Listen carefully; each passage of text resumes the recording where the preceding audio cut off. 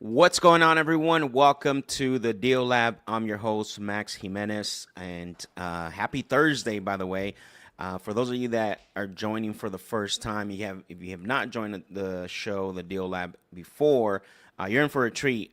We do a few things here, right? We obviously call sellers, talk to sellers, negotiate deals, and lock up deals as well too. So, and then amongst a lot of other things, right? We talk about certain strategies. We talk about just things that are going on in the market. You get to see the whole picture, right? So for those of you that are on right now, let me know in the chat where you're tuning in from, where you're watching. We got Jason in the house. What's up, Jason? And we got my guy Jermaine, obviously, in the house. He's always representing. And then we got Jorge. What's going on, brother? How you doing? Happy Thursday. Happy Thursday. By the way, guys, this is our 10th episode. Can you believe that already? Man, it goes by so quick. This is our 10th episode. And I got a few announcements before we get into everything, into what we're going to do and everything we're doing. But man, I was reflecting on that this morning as I was getting ready, and obviously I had some technical difficulties, but we got that fixed. That already this is our 10th episode, which is crazy, right? And we've been streaming an average of 3.5 hours. I went back, so we're close to about 40 hours, right?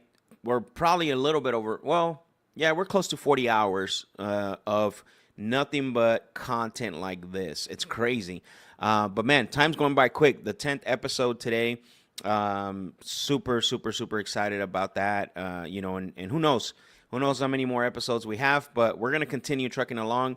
Obviously we got some goals to hit. The goal is to get to 250,000 by the end of the second quarter. Now, for those of you that have never joined the Deal Lab, or you're watching this on the replay, you happen to stumble upon this episode specifically. This is our 10th episode, so you have 9 other episodes of nothing but high-level, top-notch content that you probably can't get anywhere else, right?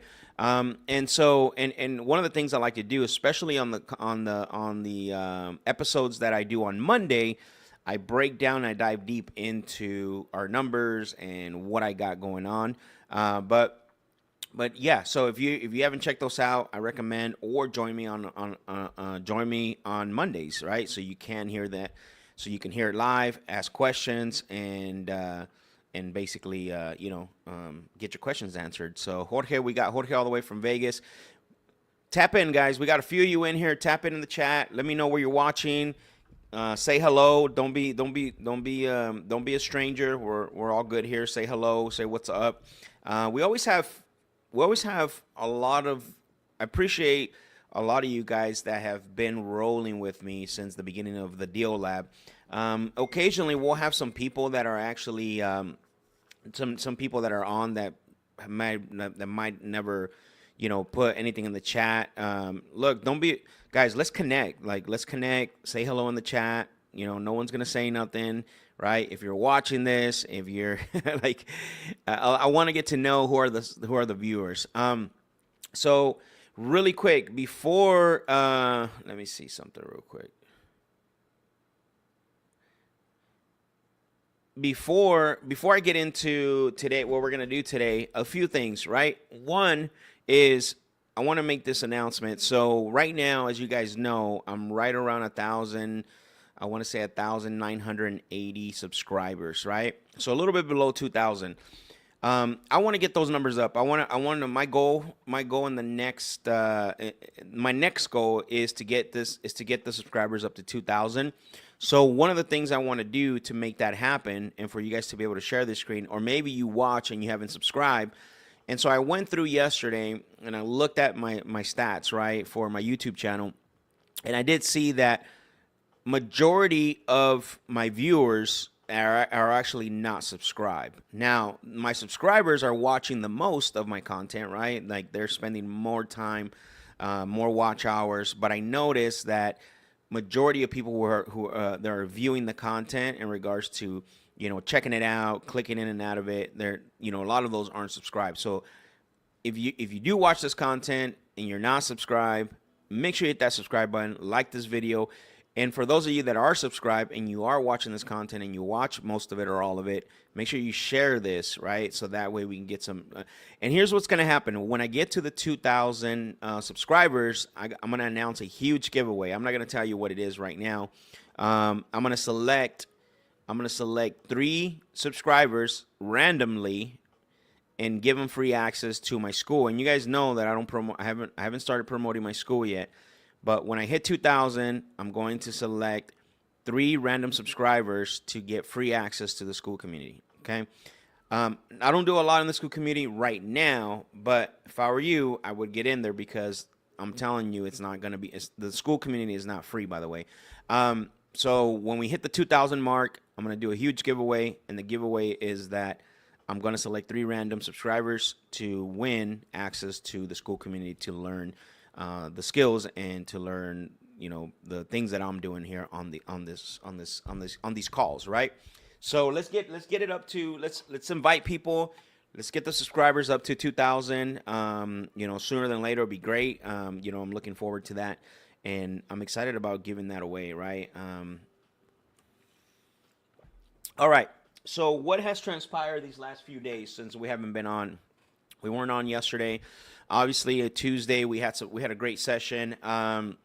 Few things. One agreement was sent out on Tuesday evening. It was the gentleman in Arizona. He hasn't signed yet, so we're still kind of going back and forth. And I do have some potential buyers for that deal. We're trying to get that deal locked in. I think he wanted like 230. We ended up settling at 222.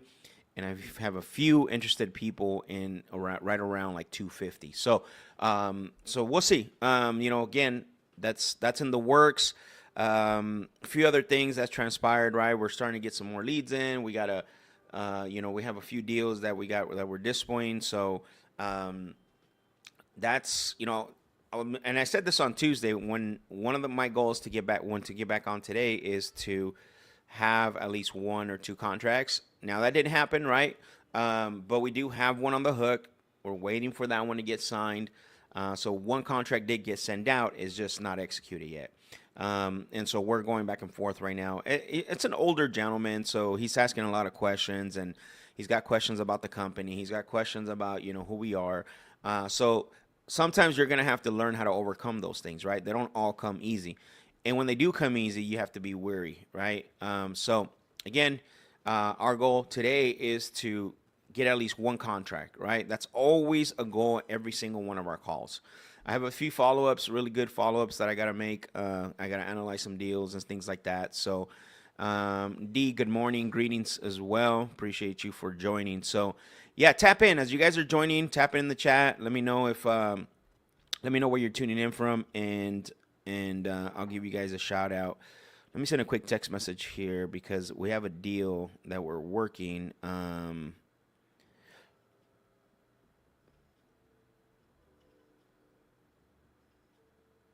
All right, perfect.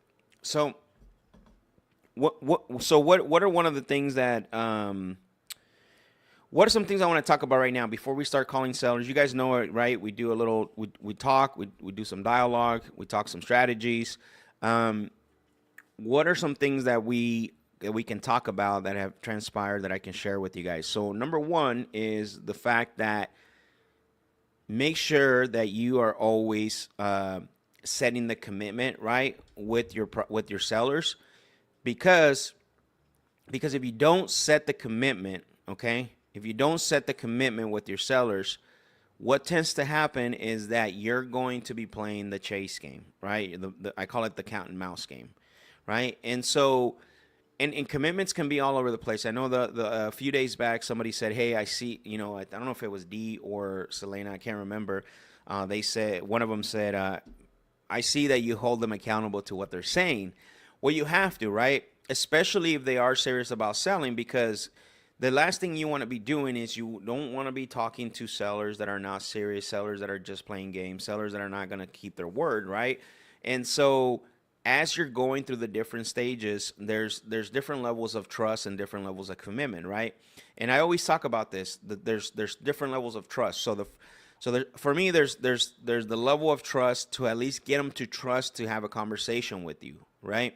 The second level of trust is where you get them to open up about their situation, and then they're potentially sharing what numbers they want. And then the third level of trust is what I call when they officially decide to do business with you. So sometimes when we're talking to sellers, we skip the first two steps and we go to level 3.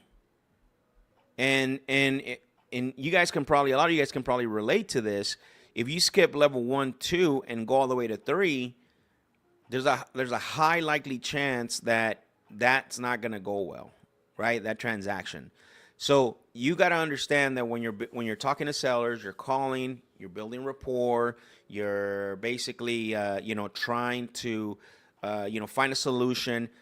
If you follow that analogy, right, of the 3 levels of trust. So the first level of trust that you got to build with the prospect is not negotiating, right? It's not like asking them if they're ready to sign today, right? Asking them questions that potentially, are going to cause some type of, friction, right? Or unnecessary objections. The first level of trust needs to be built around at least having them building the trust to have a conversation, a meaningful and high level conversation, right? Well, Max, what are some things that you can do to that? And if you guys are just tuning in, for you guys that have watched the calls, what are some things that we can do to break through the first level of trust? I want to see in the chat. I want this to be I want this to be interactive, right? What is at least one thing that we can do to break through the first level of trust? What is it? What is the one thing that we can do? And I'm going to share it with you guys, but I want to see, put in the chat, what do you guys think would be the first thing if we're trying to build trust with the seller, to first have a high level conversation with them? What is one thing that we need to do to establish that trust? Who can answer that question? Look, there's no right or wrong answers here. We're all learning. We're all just trying to figure this out as well together. So if you have something on your mind that you think it's the right answer, put it in the chat. I want to see if you guys have been paying attention. Because remember, when we say hello and then we go into negotiations, like, how can you do that if you yet have established the level of trust to at least have a conversation, right? There's no way. And then there's some people that move really fast to the level 3, right? Wanting to get the contract right away. So it's like you totally blew past the stop signs and the red lights, right? Just to get to your destination. But now you got, cops and everything behind you. There's a problem, right? Jermaine says, get permission. That's a good one, right? What kind of permission? right? What kind of permission? We're setting a mini transition. Hey, I got the information. I was following through and just need to ask you a few quick questions to see if the property qualifies for an offer. Sound fair? Right? So we're establishing the groundwork, and what we're telling them that we are going to what? Ask them questions. Let's talk first here. Let's slow down a little bit, right? Let's slow down a little bit. I know you want to know how much I want to pay. I know you want to know what I can do for you. But let's slow down a little bit here. I don't even know if your property qualifies yet. And the only way I'm going to find that out is if I ask you a few quick questions, right? Or if I can ask you a few questions about what your goal is and about the property, right?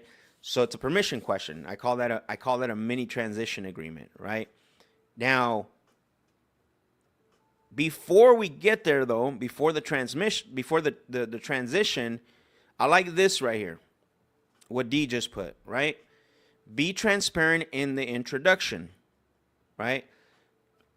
There's a whole variety of introductions that sometimes actually what is it called? Breaks trust, right? That builds distrust. So, and the way you do that is by saying more than you need to, because you're trying to overpower or overtalk or overshare, when in reality, you don't know what kind of prospect you have yet. So you don't want to start off in the wrong foot. Now, can you overcome that later down the road? Yeah, absolutely you can. So it starts from the word hello, right? The first level of trust starts from the word hello. So what it does, it establishes the intro that I use. Again, what I'm doing is I'm using a firm tonality because I have no idea who's on the other line. The reason why I use a firm tonality is because I don't know who's on the other side first, and I want them to sense that I know why I'm calling. I don't want to create any doubt, because the moment you create doubt or uncertainty, well, the trust level starts to drop, right? But when you call, and that's why it starts from the word hello. So when you call, your tonality needs to be firm, right? Not soft. You got to be secure in your position. You got to be stable, right? It's not, yeah, I'm looking for, or I'm trying to reach, or I don't know if you can help me, or no.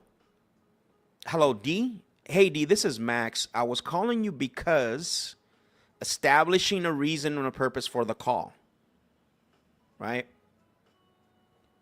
The moment I say hello, D, that creates a pattern interrupt and assumes that there's a relationship there. So the trust is being the foundation for the trust is already being built from that point on, right? That's why you can't be shaky. You know, your position has to be stable from the goal point, from the goal, right? And you guys, yesterday I just posted this reel today, where I was talking about the double dial, and that's not what we're talking about here. We're talking more about the 3 levels of trust. I was talking about the double dial and when she didn't answer the first time, right? She answered the second time, and then basically what happens is she got upset about it, right? But never once did my voice ever get shaky, get unstable, right? It was like, this is why I'm calling, and if you don't want to talk to me, I can just close the file.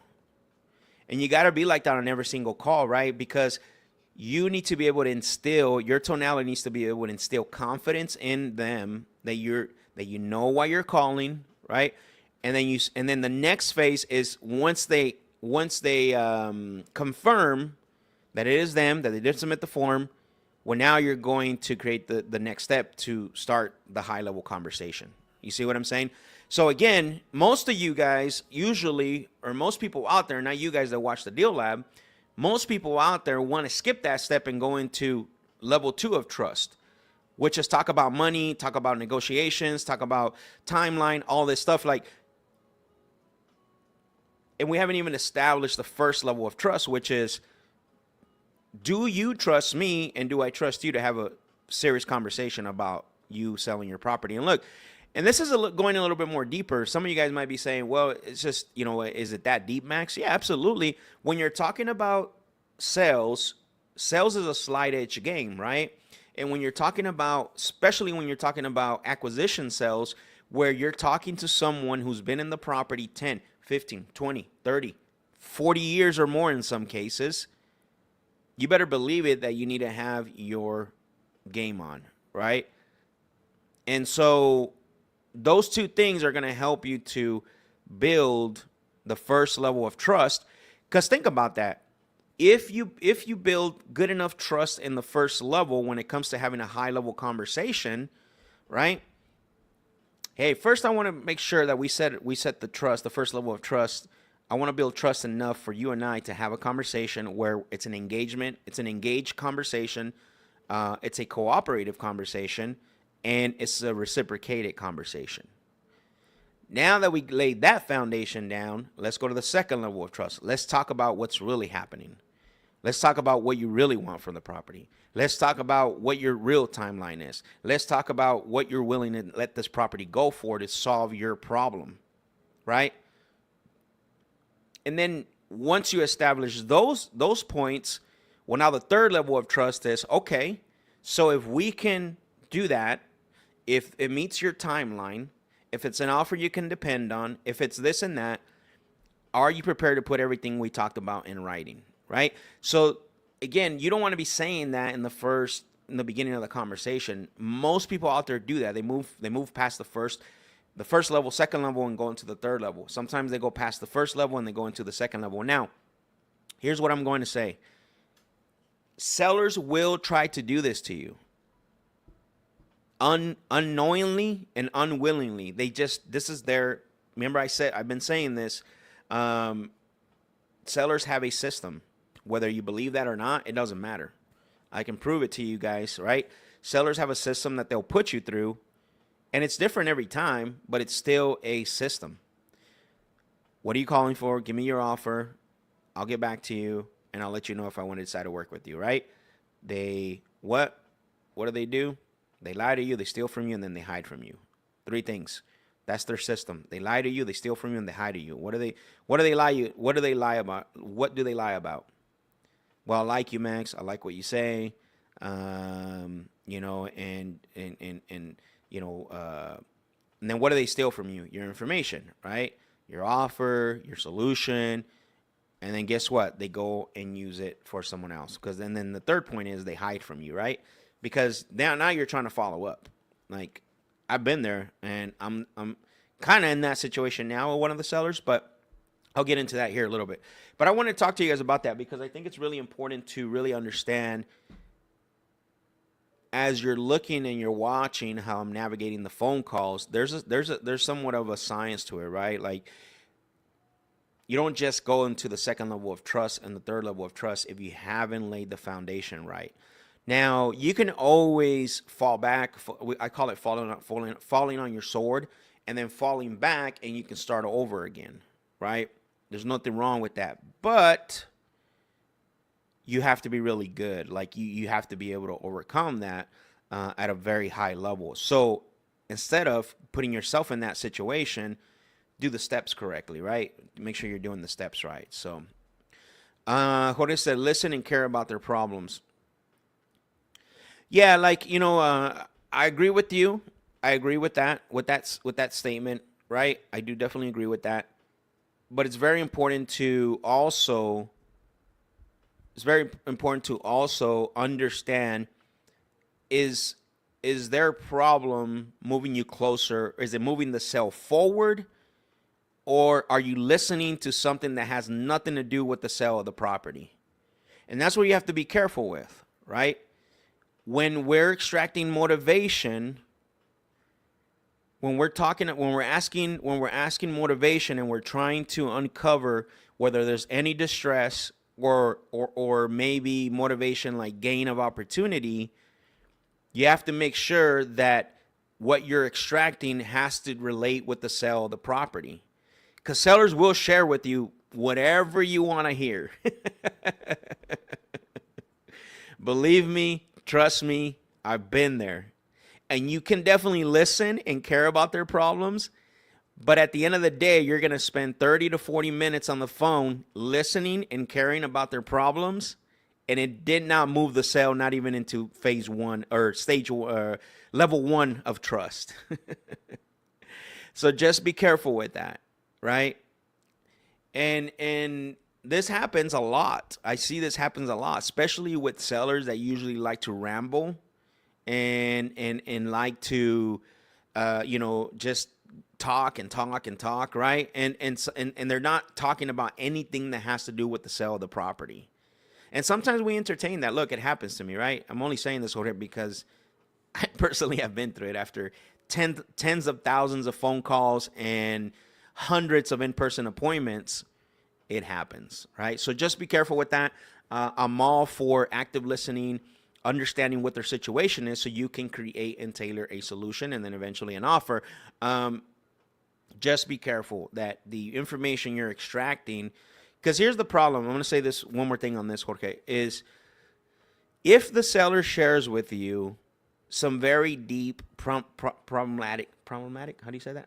Problematic things, and they have no relationship to the sale of the property, what's going to happen is that seller is most likely going to be embarrassed about the information they shared, and they might not want to talk to you again. That's what you don't want to happen, right? So it's our job as professionals, right, to make sure that we don't go that way. Now, you can't stop a seller from sharing certain things, but you can acknowledge and say, okay, thank you for sharing that. Let's get back to this. You don't continue the conversation that way. Say, hey, I appreciate you for sharing that. By the way, I wanted to ask you about this. You have to be the professional and turn the conversation back around to the point where it moves the sale forward. That's always the goal. Kyle said, what's up, Kyle? How you doing, bro? A good upfront contract. Thank you for joining the Deal Lab, man. Appreciate you. Nate, what's up, Nate? How you doing? He says, how do you balance presenting a solution to a buyer's problem while also subtly trying to set a closing window? So that's a really great question, right? Because you definitely don't want to present a solution to someone who, and again, I'm hoping I'm understanding your question correctly. How do you balance presenting a solution to a buyer's problem while also subtly trying to set a closing window? Are you talking about like a buyer like that's buying your property, Nate? Like you're selling this to a buyer? I'm guessing that's what your question is, right? How do you balance presenting a solution to a buyer's problem? Or are you talking about a seller here? I'm a little confused on the question. Just confirm that because this question can be answered very different if that's what you're meaning, right? Is how do you balance presenting a solution to a buyer's problem? Just clarify that for me a little bit, and I'll answer that question a little bit better. Jorge said that happened to me. There you go. See? Look, there's a difference between empathy and sympathy, right? There's a difference between empathetic and sympathetic. And so we definitely need to have empathy, and we need to be empathetic to their situation. But the moment you move from empathy to sympathy, what tends to happen is that you start to put yourself in their shoes and you start to think the way they're thinking. And then what happens is that you forget about the task in hand and the goal in mind. So empathy will let them know, right? Like, hey, Jorge, I understand. Like, I'm so sorry to hear that. How long did that happen? Wow, that sounds terrible. I understand now why you're trying to sell the property. Let me explain to you whatever, and then yada yada, right? Where sympathy, now you're like, oh, I'm so sorry to hear that. I get it. You know, I would not, I would not. Yeah, I guess doesn't make sense. You know, totally. If I was in your shoes, I kind of would be thinking the same thing. I wouldn't go this route. You see, that's kind of how it switches, right? So again, you got to be careful with that. I'm just saying, right? Because it's happened, and it's happened to me too as well, right? Like you start getting in your own head, hearing the stories. And look, guys, like I'm all for being empathetic and caring about and helping the sellers. But ultimately, what is the goal on a call with the seller? Who can put in the chat? What's the goal with the call on the seller? What's the goal? While I answer Nate's question here, what is the goal when we're talking to sellers? Trying to make the sale happen on a preferred timeline while also accommodating the seller's problem. Sorry, wasn't paying attention when I wrote that. Got mixed up listening and typing. No, you're good. You're good. Trying to make the sale happen on a preferred timeline whilst, yeah. So that's a great question. One of the things is that when we're talking about timeline, timeline is sometimes sellers will come out and say, "Hey, I got to get this done." Sometimes they don't. Sometimes they'll say they don't know, right? So in my framework, when I'm asking questions, one of the things that I'm asking, there's a few questions that I'm asking, right? That tends to, I call this almost a disguised motivation question. So the thing is that and usually I do this, Nate. I don't know if you heard me do this before. When someone asks a question, I usually like to go what happens before this right here, because this is a symptom of a problem that occurs before you get here. That makes sense? So before you get to this point, right, we need to really discover what's going on in this prospect situation, right? So there's a few, when I'm in the discovery section of my process and my framework, and I look at discovery a little bit different than most people. And in my discovery stage, I'm not negotiating. I'm not talking about dollar signs. I'm trying to discover this is a prospect that I want to continue the call with. I'm trying to discover this is a prospect or a suspect, right? I'm not qualifying them for an offer. The qualification stage comes next. So in the discovery section, even though I don't want to ask deep level motivation pain questions or talk about money or negotiations, I have a few disguised motivation questions right in there. The first one is basically when I'm talking to the seller, I asked them, there's three questions, okay? One is, when you decide to sell, not necessarily to us, right, but someone you trust, will anyone else have an input helping you make the decision? And this is all going to tie into your question, by the way. The second question is, just out of curiosity, ballpark, you don't have to be exact, how long have you owned the property? Okay? Now, if they say less than 10 years, I'm going to say, what's got you thinking about selling already? If they say more than 10 years, I'm going to ask them, what's changed recently that's got you thinking about selling now? Okay? So in essence, what I'm doing, right, and this is the third question, is going to be, what have you tried recently to get the property sold? Now, between these three questions, I'm going to gather probably the most data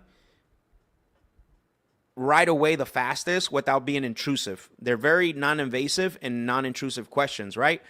And in that questioning, and this is happening probably within the 5 minutes of the conversation, by the way, I'm finding out what's going on in their world. Have they been thinking about this for the last 5 months?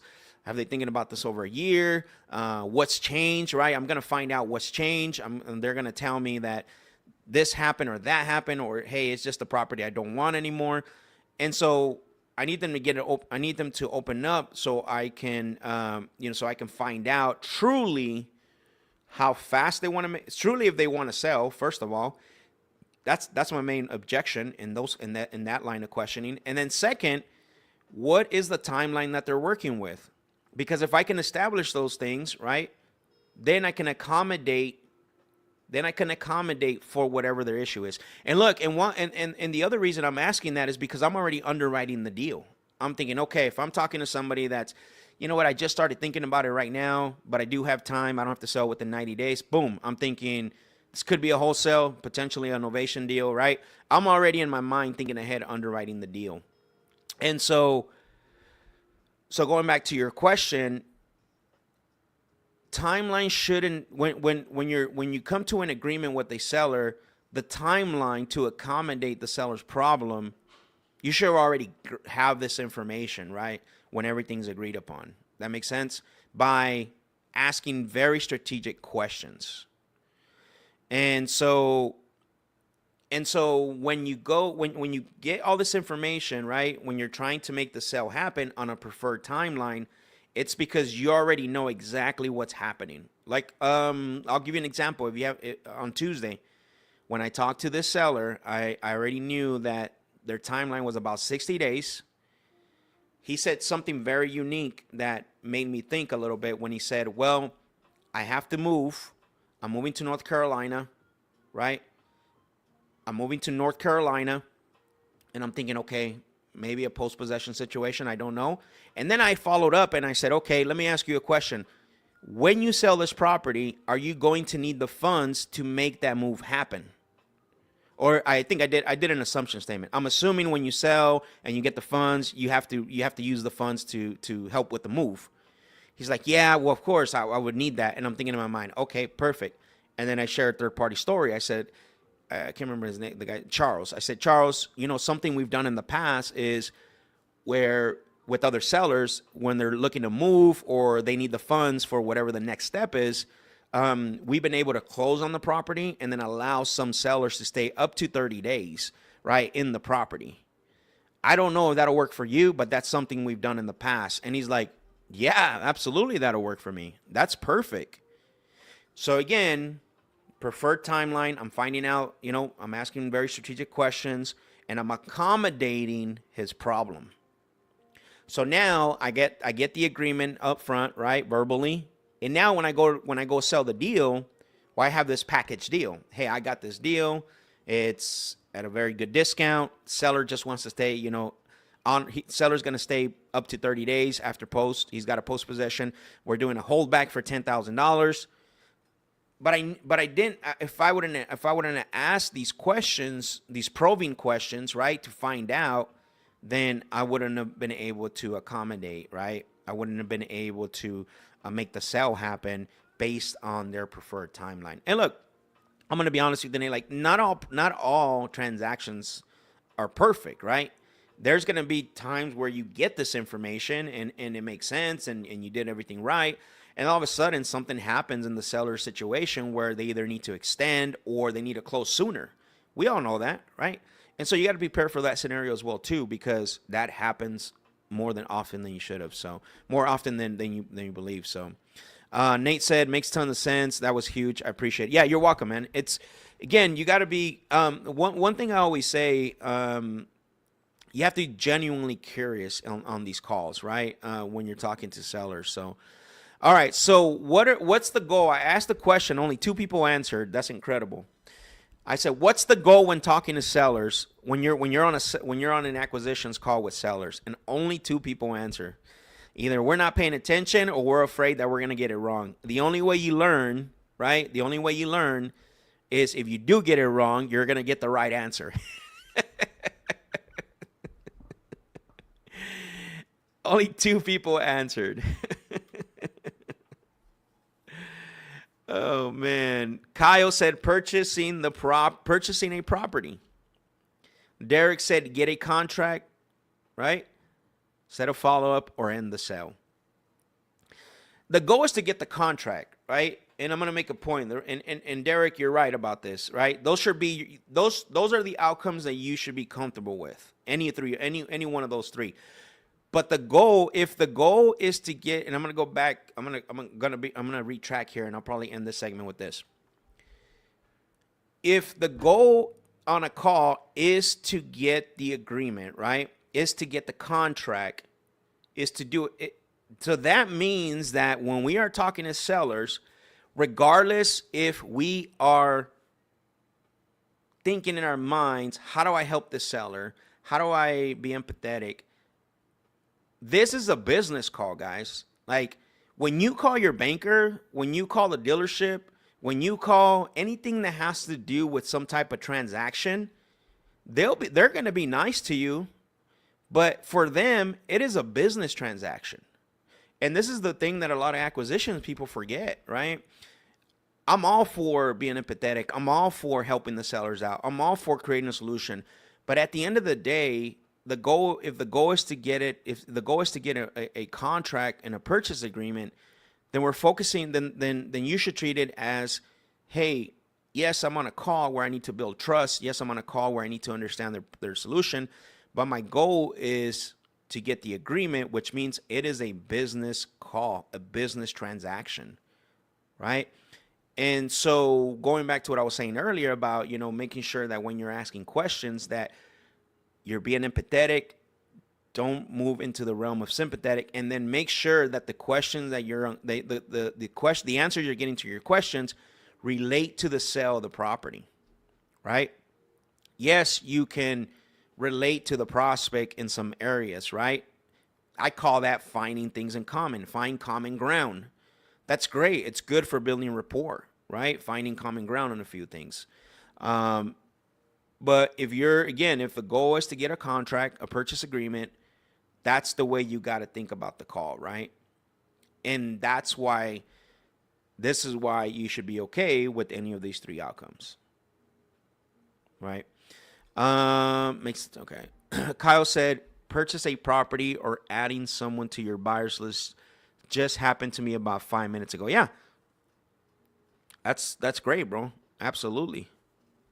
Absolutely. Create trust and gather information. That's part of it. But the goal when talking to the seller is the ultimate goal is to get the contract, which in essence is a business transaction. And that's why I always tell, when I was hiring, for teams and I was interviewing sales reps and, I was interviewing, closers. I remember this very vividly. This is one of the things that always trips me out. When I used to talk to them, and especially the cocky ones, they used to come in, and by the way, I respect it, right? You have to come in confidence, especially if you're talking to me, because I will call you out on it. I'll sit there and tell you that this interview is not going well. We're going to end it, right? Some people got upset about that, but that's just what it is, right? But what I always used to tell people is like, look, I understand you did really well in your industry. That's awesome. Like, that's the reason why you're interviewing, right? And what I always tell people is that the thing with what you're applying for here, I said, is that, oh, sorry, no. Let me back up just here a little bit. There was a question that I used to ask on the form that said, how would it impact you if you didn't get your first deal in the first 30 days? And so their answer was like, oh, man, if I don't get my first deal in 30 days, then I have to question myself and my skills and this and that, right? And so it was just normally I would get a cocky answer. But when they would come in, I would bring that up. I would bring that answer up, and I would ask them the question, right? I would revisit that and just I would say, hey, I'm going to bring up the questionnaire. I'm not going to ask you every question. There's only a few things I want to follow through on. So here's the thing, man. Like, this is one of the hardest sales that you're ever going to do. There is no sales like acquisition sales. Oh, well, you saw my resume, man. Like, I did this, I did that. Like, I get it. I understand. And I did see on here that, if it took you, let's just say that it took you 30 days to get your first deal under contract, and you're saying that, that it wasn't going to impact you, this and that. And I said, I just want you to know that, it's going to take a lot of adjustments, and you might not get your first deal. I'm just telling you. Like, I would set them up that way. You're going to get punched in the face or kicked in the face. Like, I was literally very, very, very straightforward with them, because and then they find out, right? 1 week in, 2 weeks in, 3 weeks in, they come back in the office and they're like, dang, Max, like, you were absolutely right about this. So nobody's proved me wrong until today, unless someone can. Acquisition sales is the hardest sales that there is out there, right? And I only say that is because you're not selling technically a product, right? You're not technically providing a service, although maybe, right? You're providing a service of convenience, but you're not providing anything in regards to, hey, I'm going to go out to service your house. I'm going to go out to service your car. I'm going to, we're going to service your AC. we're going to service whatever it's not that type of service, right? What you're actually selling, and if you guys haven't thought about this, you got to write this down because this is going to help you if you're struggling. This is why acquisition sales is one of the hardest sales, I believe, in any industry, okay? Because all you're selling is two things. You're selling rapport and an offer, right? You're selling rapport and an offer to someone that you're looking to get a discount, sometimes, depending on the condition of the property, 30 cents, 40 cents, 50 cents on the dollar, on a property that they've been living and maybe raised their kids, been there 20, 10, 15, 40 years, where the emotional attachment is so high, right?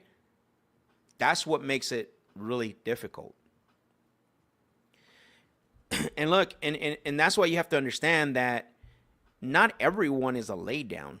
And this is the things this is exactly what this conversation was about today. And it led right to this, right? Perfectly. Like, I didn't even plan this conversation. I just started freestyling like Jay-Z. And so if you think about that, right? If we're not selling a product, technically we're not selling a service. I guess you can consider it some type of level of convenience service, but you're not giving them anything tangible besides money, right? But the first thing before you can give them the money, you got to sell them. You're selling what? Rapport. Building trust. And here's the answer to that, right? You got to create trust, gather information. So again, follow those stages. First stage of trust is getting them to trust you to have a conversation with you. Second stage of trust, getting them to trust you to share information about what they're looking to get, what their timeline is, all this other stuff. And then the third level of trust is getting them to trust you to do business with you, right? And this all happens by asking strategic questions, asking things that, that are relevant to the sale of the property, not anything else, right? Most calls that I listen to are pretty bad, by the way, because when people are talking to sellers and they're building rapport, they do it wrong. It's superficial. It's like, hey, I see that you got this behind you. Oh, awesome. I got that too. Blah, blah, blah, whatever. Oh, okay. You're from there. Oh, wow. That's awesome. I like that. Like, it's very superficial, right? It's not really rapport based on trust. And that's what you got to focus on. So, all right. Enough of that. Any other questions or anything before we get started? Did you guys get value out of that? That we went on for about 40 minutes here, but did you guys get value? Drop some thumbs up, fire emoji. By the way, who shared the live as well? Who shared the live?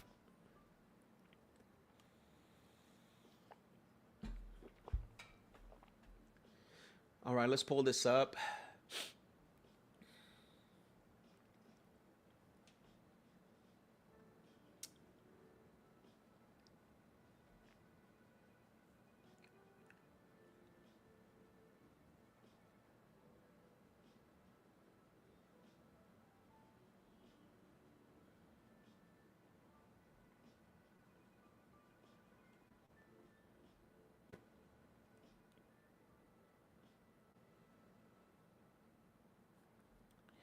Boom. Appreciate you, Derek, for sharing the live. Thank you for that.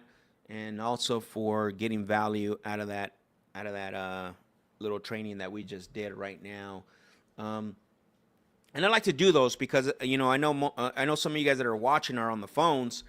Understand, it's always good to understand where, right, like how the process works, because a lot of times you see the process, but in reality, there's a lot that goes behind it, right? It's like it's almost like getting to look inside of a well-oiled machine, right? And so I want to continue doing that for you guys every time we go live. So let's see here. All right, we're trying to sell property out.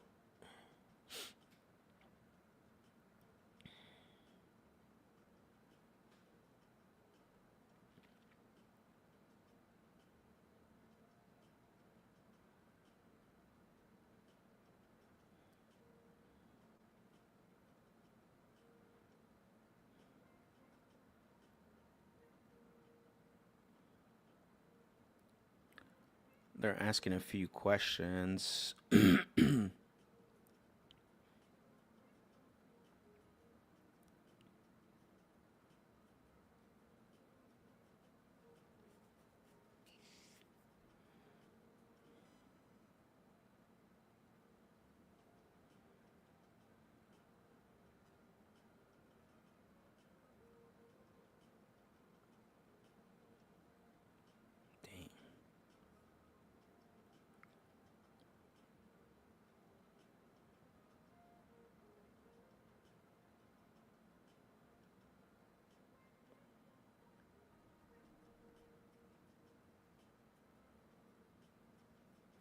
Bear with me, guys. I'm trying to send out a message here.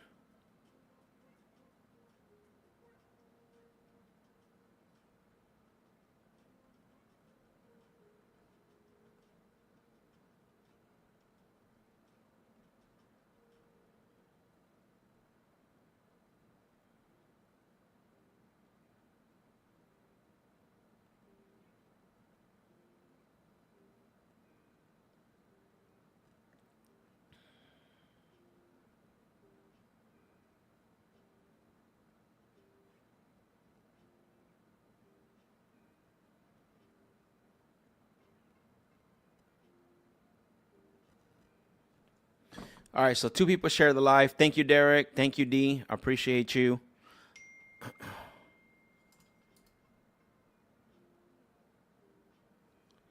All right, let's pull this up. Fix my screen right here.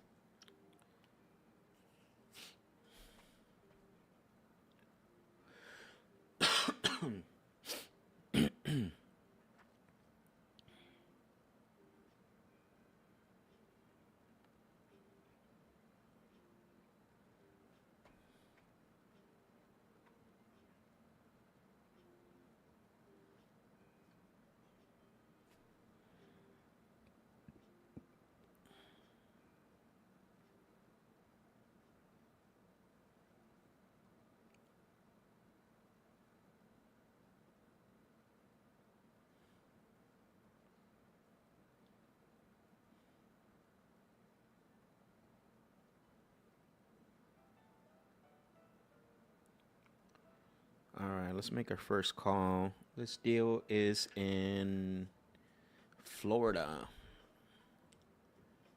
This property, anyways. I don't know if it's a deal yet, but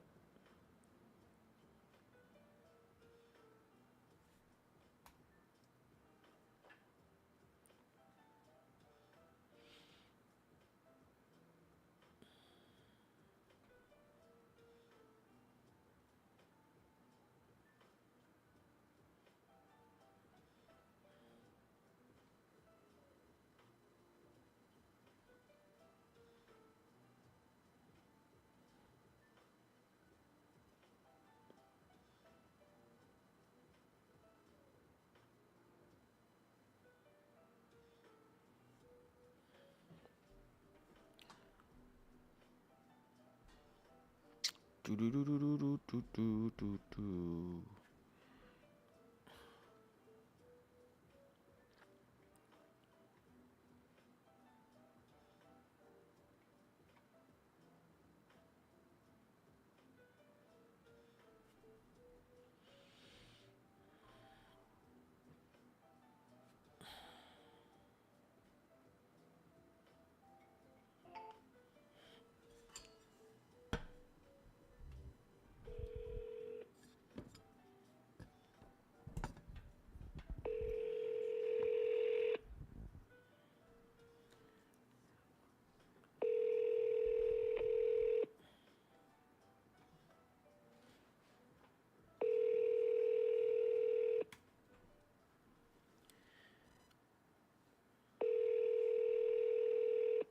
Your call has been forwarded to voicemail. The person.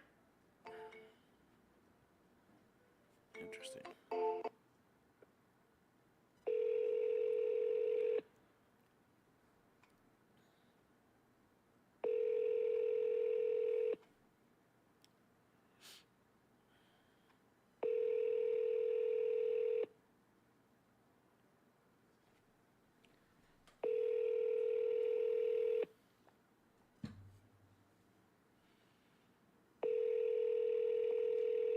Your call has been forwarded to voicemail. The person you're trying to reach is not available. At the tone, please record your message. When you have finished recording, you may hang up. Hello, Janet. It's Max. I was calling about the property over at 83rd Avenue because.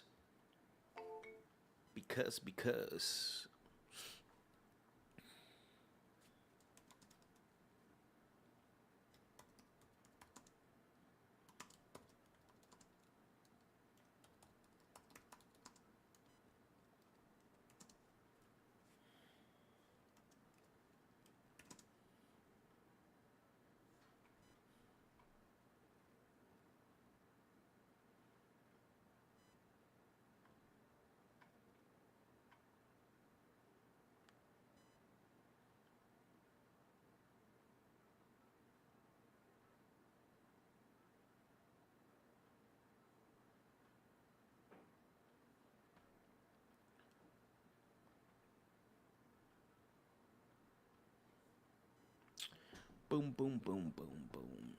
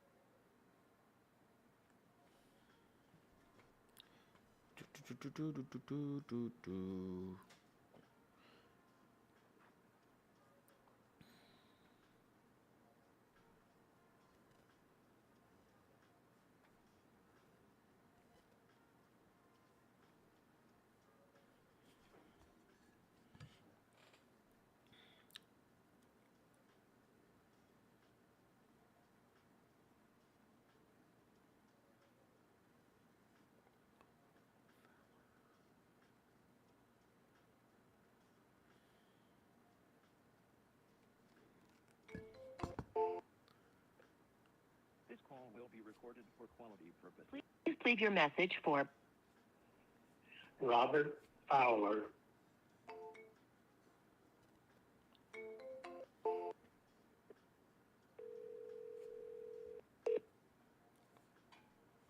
This call will be recorded for quality purposes.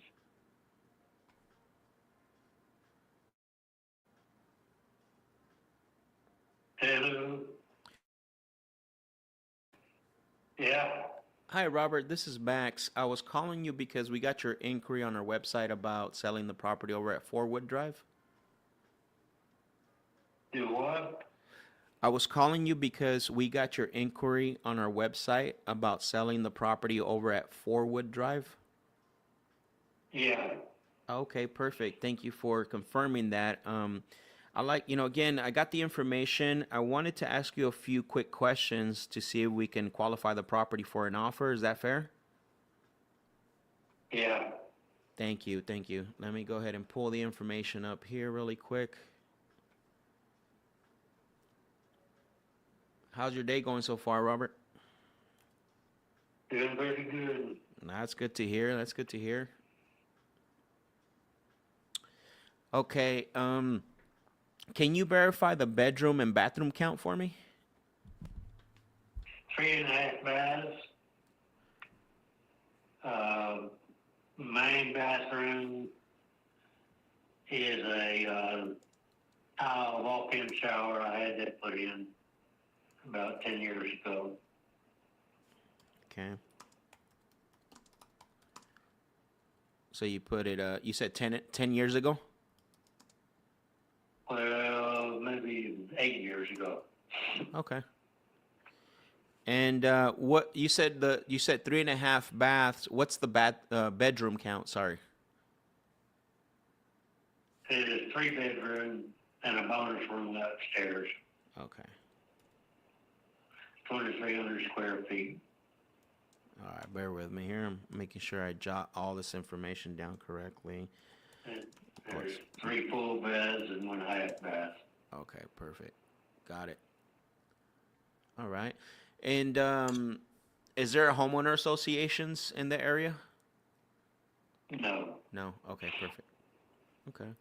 The one thing I don't have is this a rental property or is this your primary residence? This is primary residence. Primary residence. Okay, perfect. So you're currently living there right now. All right. Thank you for that, confirming that as well.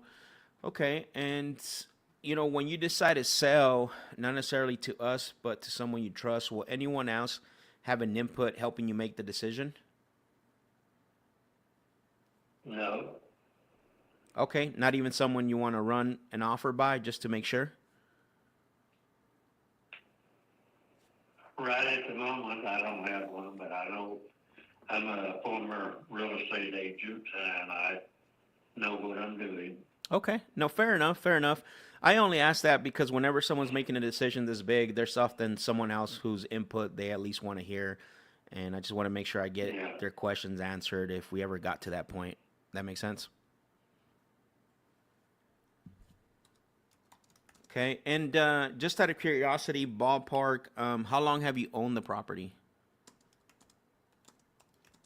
Right around 12 years. Okay, right around 12 years.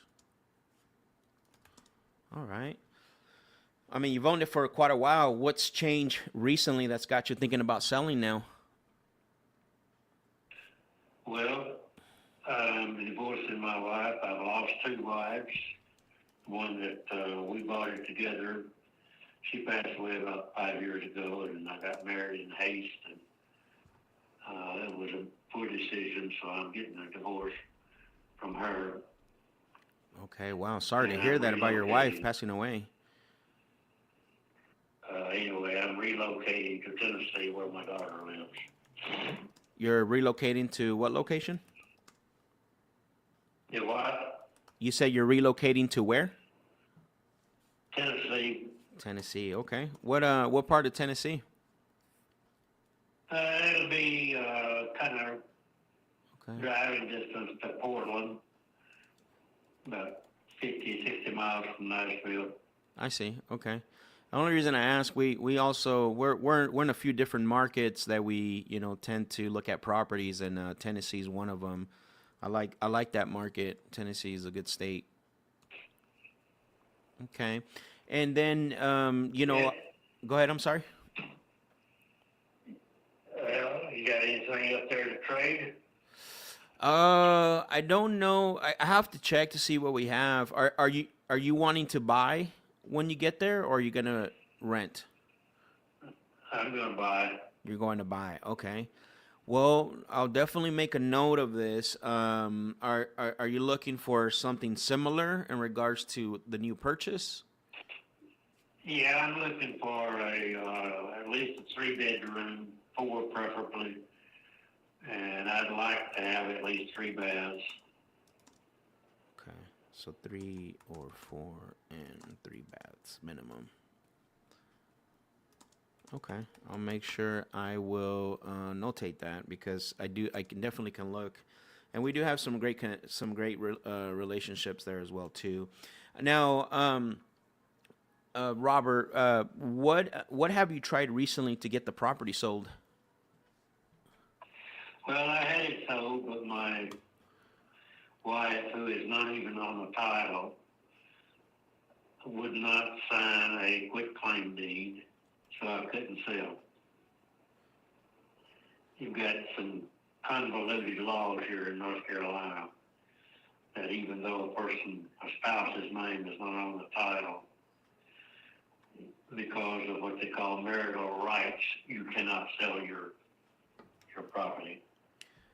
Wow. Okay, I see. Would that be Judy? No, she's dead. Oh, No, this was Carol, Carol. Got it. my Okay. present wife. I see. I see. Okay, your current wife. And you said she but she's not on the deed at all. Is that right? Right. I owned the house outright before I married her. Okay. And so But because when you try to I think that go ahead, I'm sorry. I had it sold, and because she would not sign a quitclaim, then I had the buyer had to back out because I couldn't sell it without her signature on a quitclaim deed. Makes sense. Okay. Was she ever on the so she was on the deed at some point and then you took her off? Never. She's never been on it.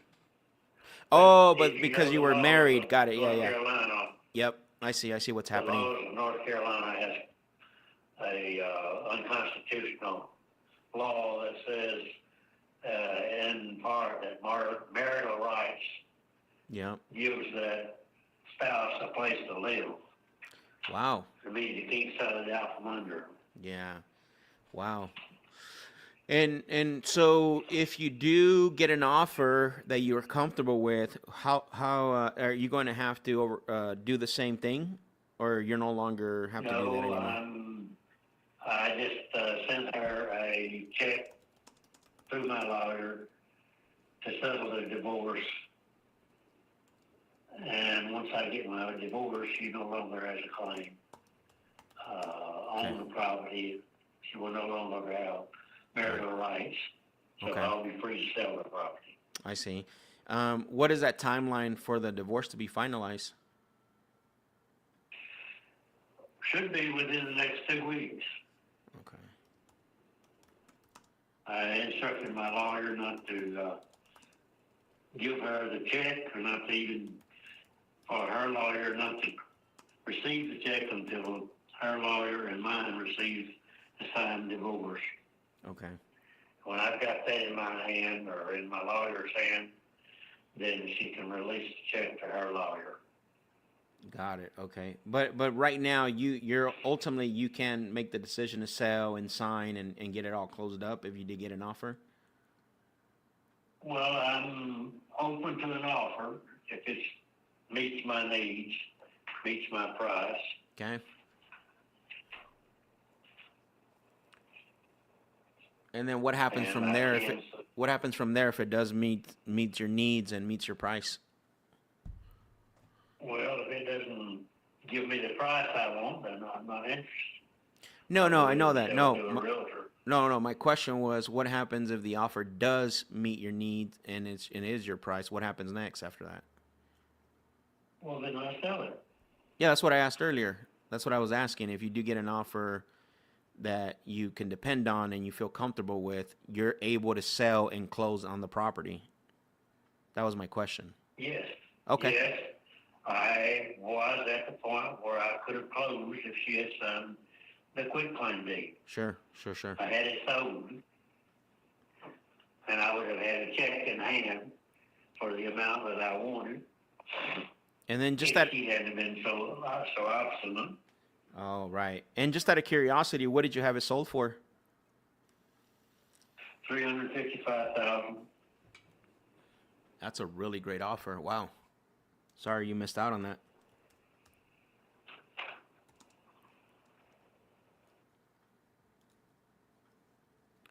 Is that what you're considering getting for the property, I'm assuming?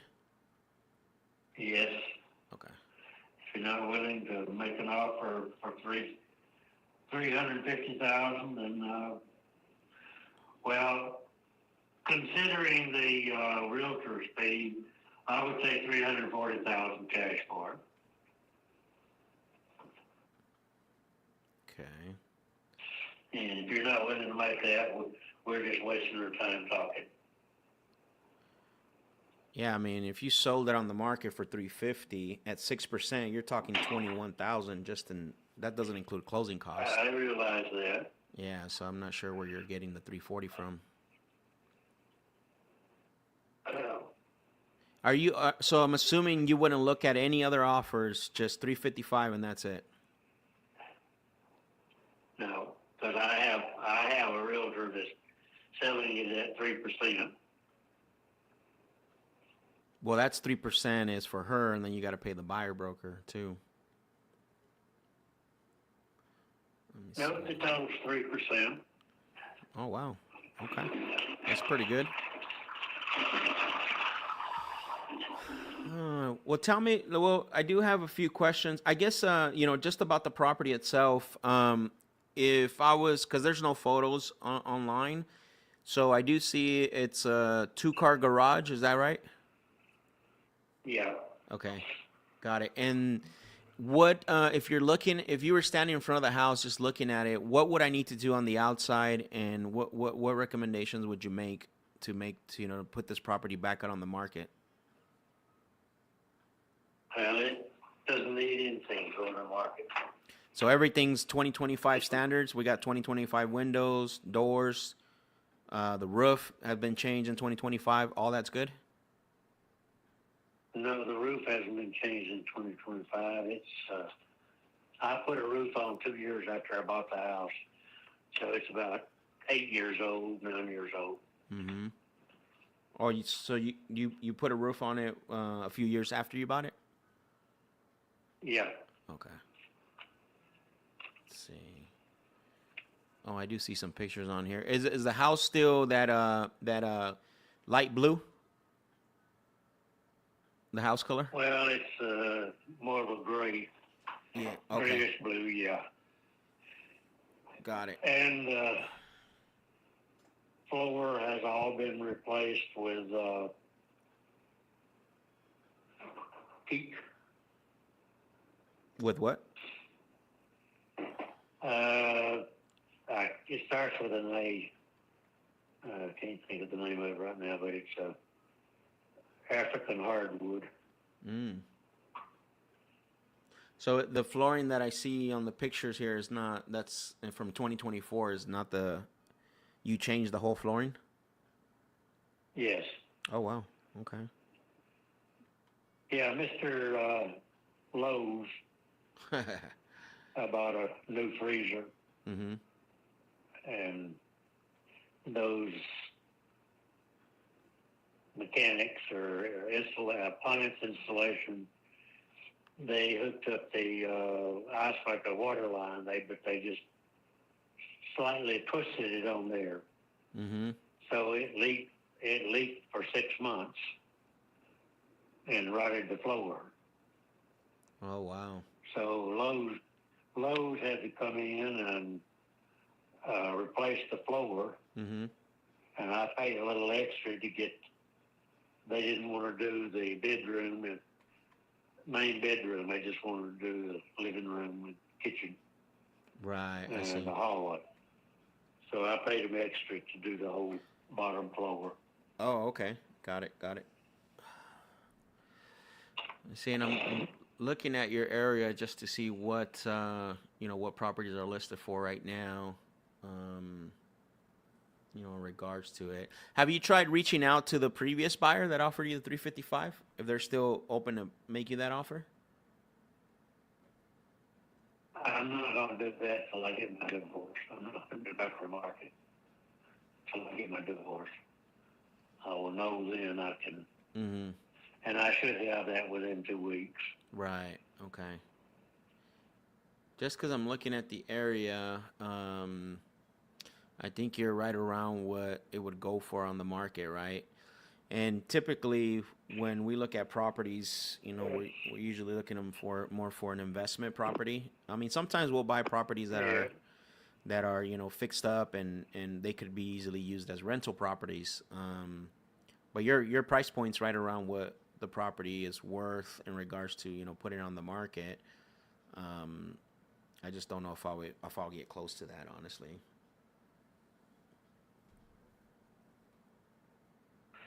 Well, like I say, we're just wasting our time then if you're not prepared to give me what I want for it. Yeah, I mean, Market I'm not value is wasting my time. This is what I do every day. 360. Go ahead. The current market value of my house is 360 to 375 right now. I mean, you're there, right? You're asking 355. We're not that far. You're not too far from it. Yeah. Yeah. And then you said, And would like you? I say, Go ahead. I'll take 340 for it, cash, and walk away. Yeah. Yeah. There's two right now. They're bigger than yours, and they're listed for 370. That one's been on the market 20 days. Single story too. Off of Three Wood Drive. That's been on the market, or that's on the market for 370. That one's got 4 bedrooms and it's 2,500 square feet. Yeah, you're pretty close to what it would go for retail. I mean, if you list it on the market, I'm pretty sure you'll find a buyer for that price point. That's no doubt. You're right there what it's worth. I just probably wouldn't be competing with that. Yeah. And then you have one that Okay. yeah. So, all right, well, have a good one, Robert. Thank you for the conversation. Bye. All right. Yeah. All right, so a few things. There's not a lot of, he's got a situation, but it's not really motivation, right? Like, yeah, he's got a situation where he's, what I want to say, getting a divorce, and then he's going to move close. He's going to move to Tennessee. But it's just a situation. It's not impacting him in any way or shape or form, right? And you know this by the way he said about the price point, right? And he's got options too, which is great. That's another telltale sign that it's just a situation. A lot of times we confuse motivation with situations, or situations with motivations, and they're not, right? The way you tell the difference is when the situation's impacting them personally. And so what he basically, from what I heard from him, is, he's not in any type of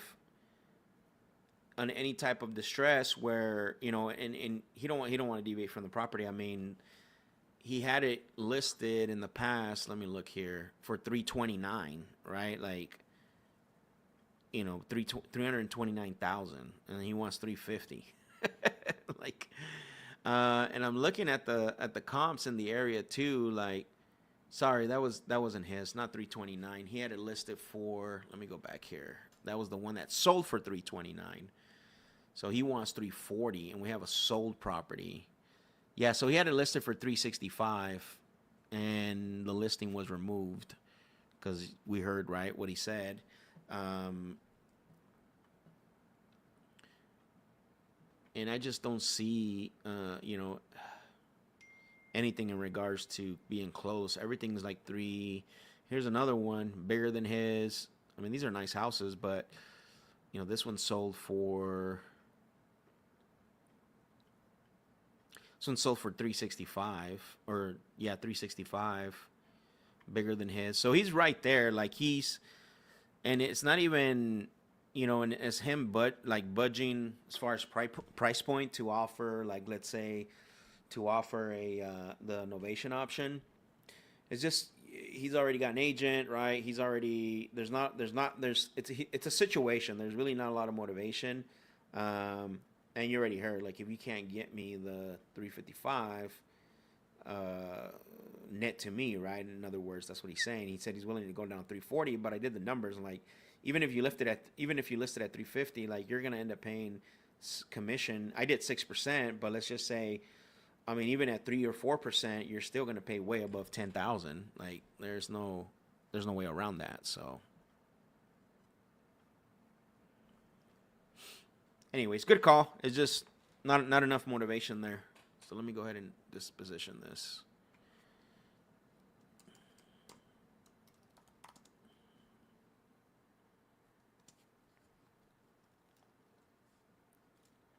Any questions or takeaway from that call, by the way? Put it in the chat.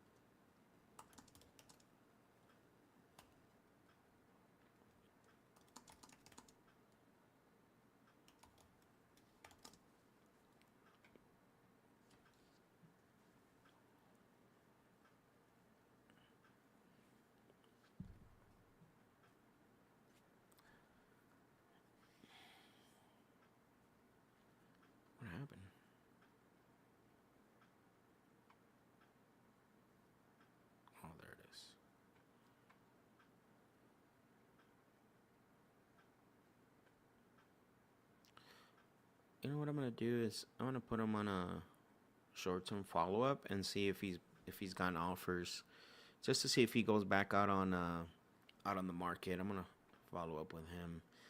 But right now he's just starting again he's just starting again to get ready to sell. Let's update that.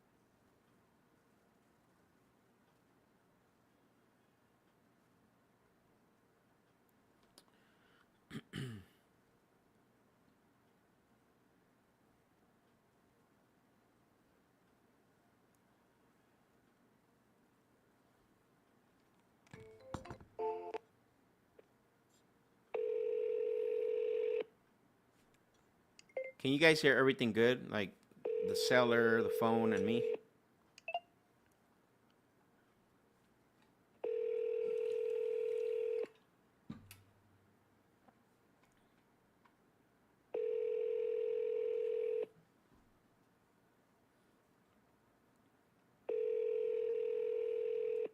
This call will be reached the mobile phone of Brendan Hawks, financial advisor with True.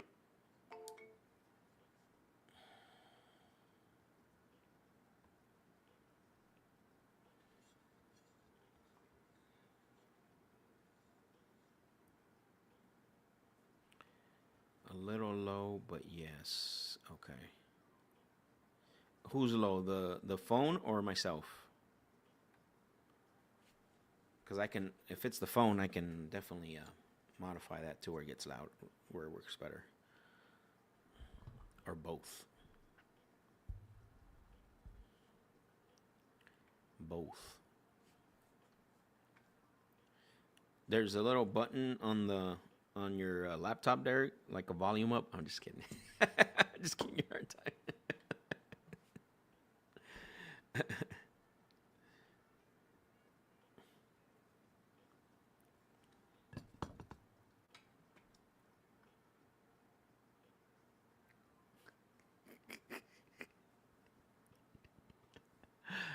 Oh man.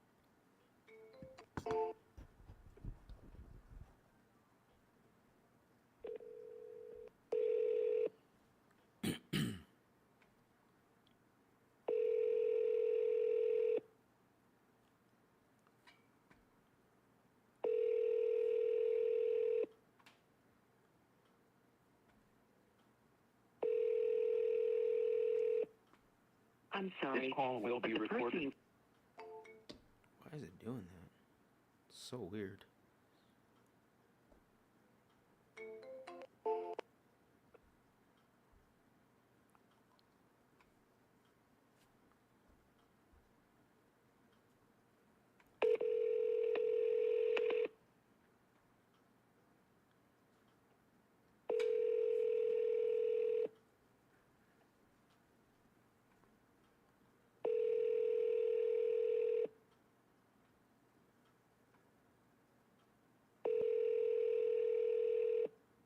I'm This sorry, call will be but the recorded person you for called quality has a voicemail box that has not been set up yet. All right, we can't leave the cliffhanger voicemail because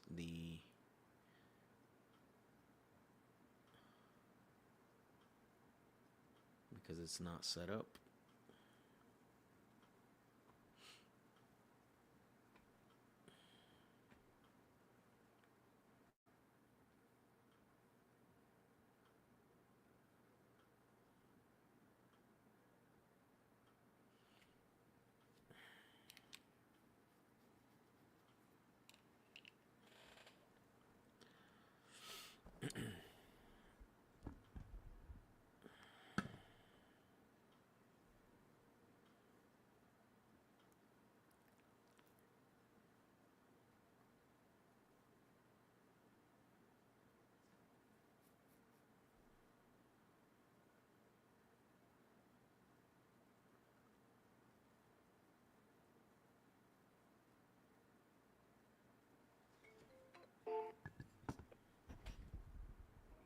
This call will be recorded for quality purposes. The mailbox is full and cannot accept.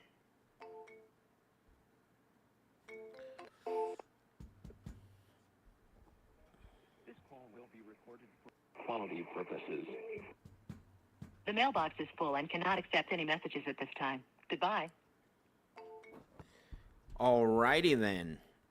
Okay, so that was the last of the new leads. I am going to disposition this one, and then we're going to go back in our pipeline in our attempted contacts. And typically, when I call a new lead, I usually tag it first attempt, second attempt.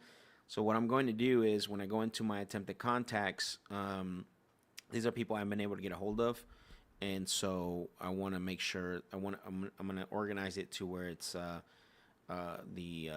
ones that I've attempted to contact multiple times, just to get those out of the pipeline, and put them into the nurture section.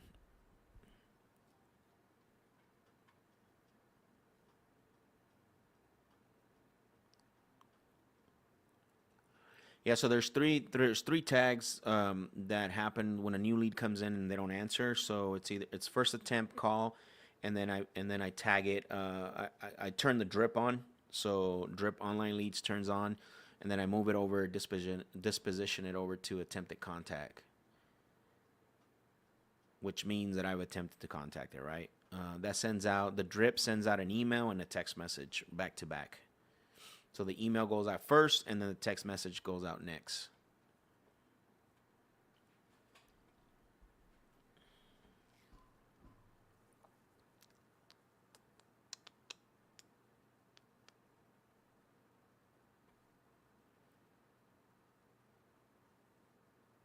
Joe Rossi. Did I miss that one?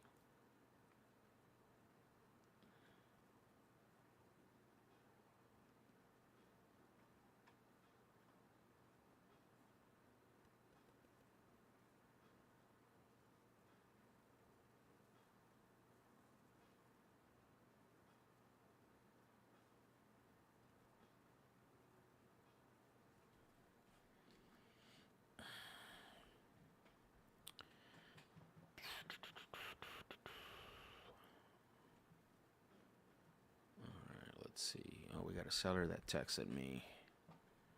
Let's see what they're saying. Cleveland, Ohio.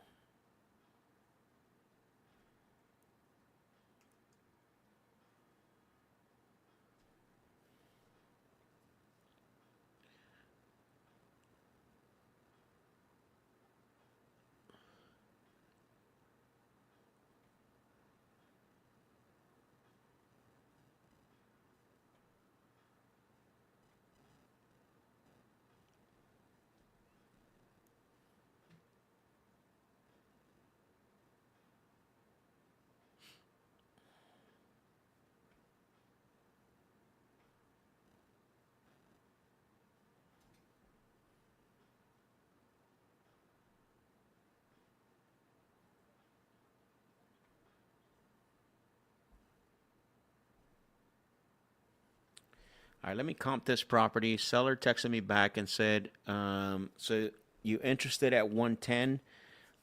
So I got to check the comps on this one, and then I'll probably end up giving him a call.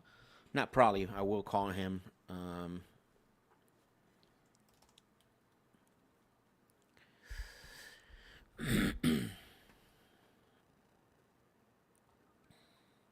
Let's see. Oops.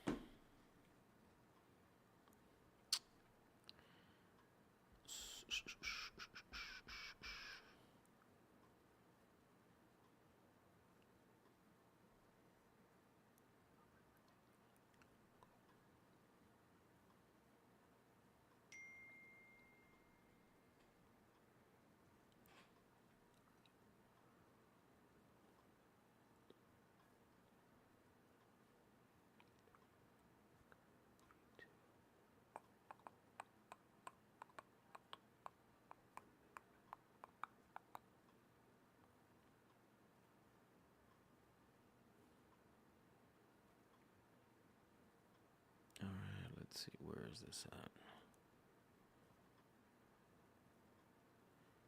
Okay, so 480 freeway. How many you guys buying in Ohio? You guys doing any wholesaling in Ohio?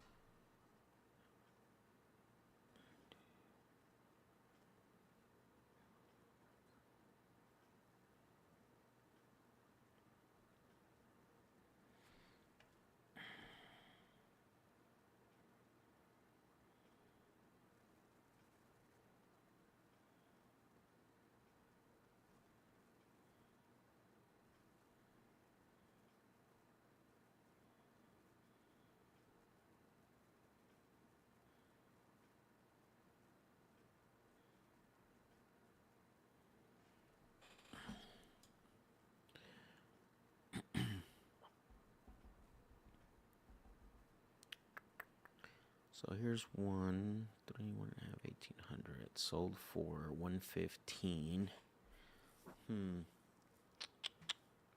Wonder for an investor about this. I got a feeling an investor about this. Let's see.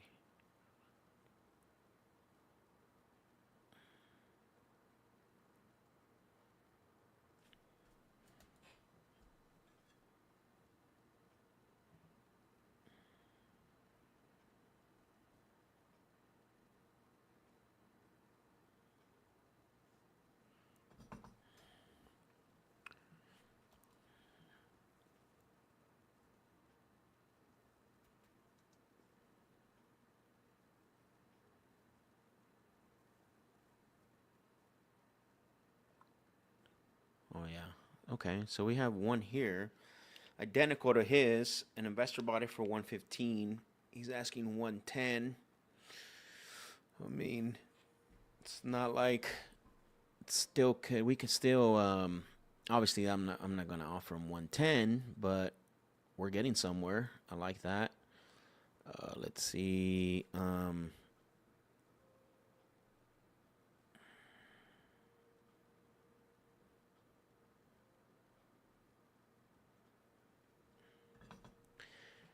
Not bad. Here's another one.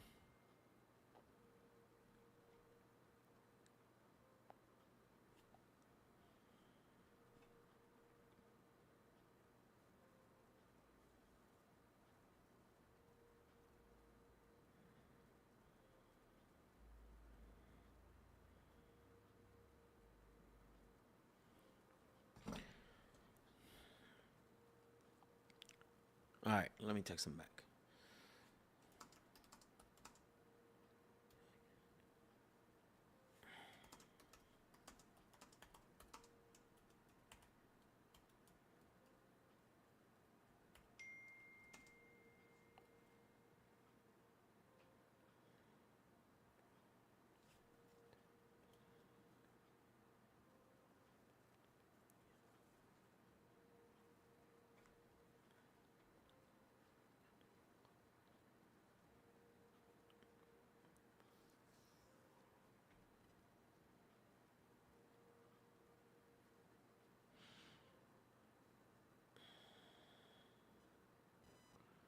Let's see, here's another one.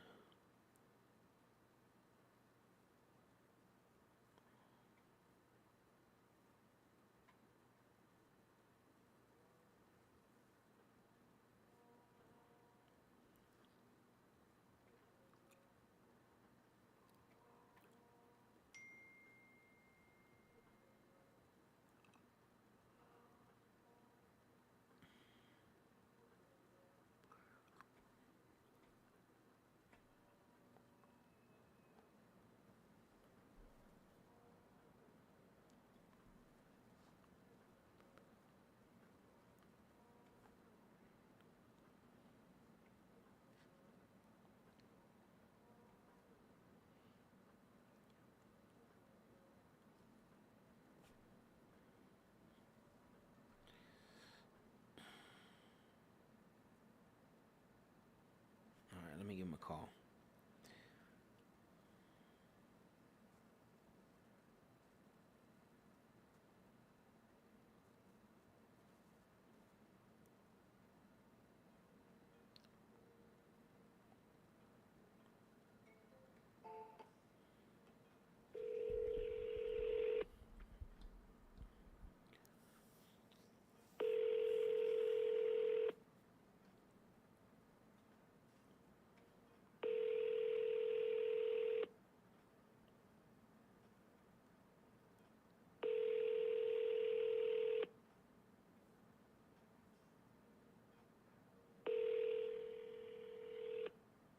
Your call has been forwarded to voicemail. The person you're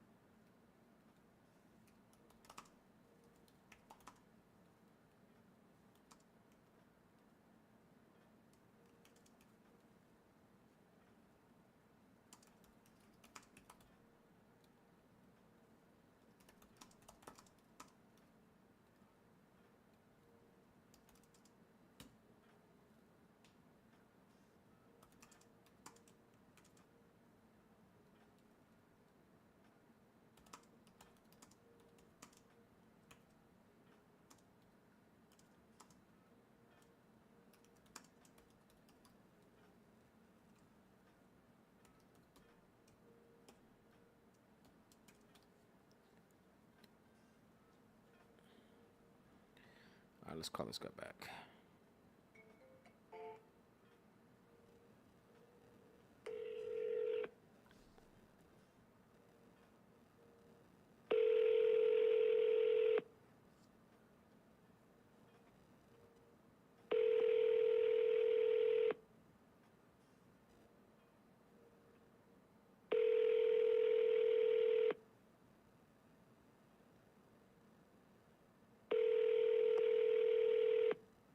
call has been forwarded to voicemail. The person you're trying to reach is not available.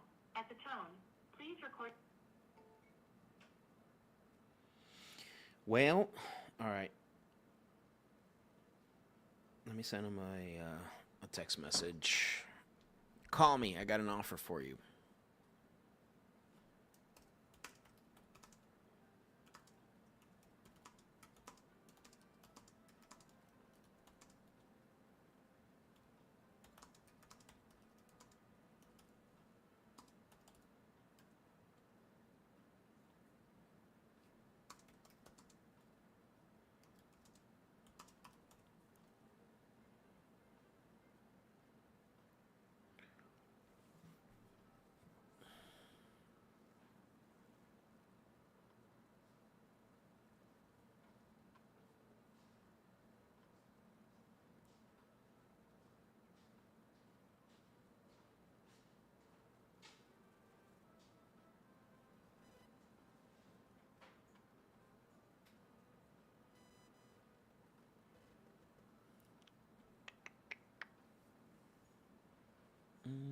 Let's go back to opportunities.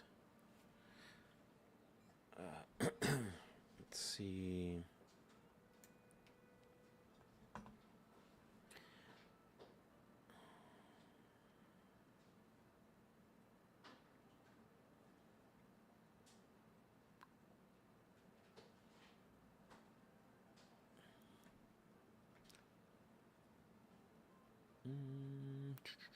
Okay.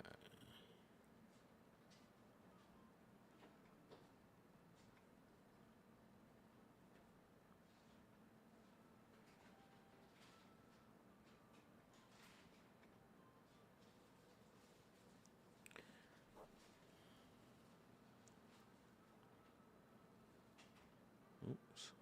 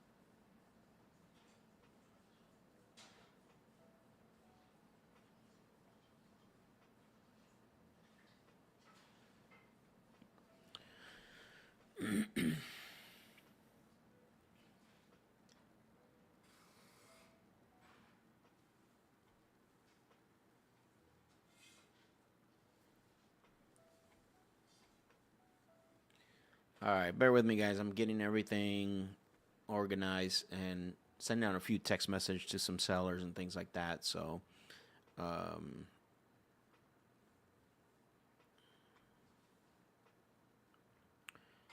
let's see here.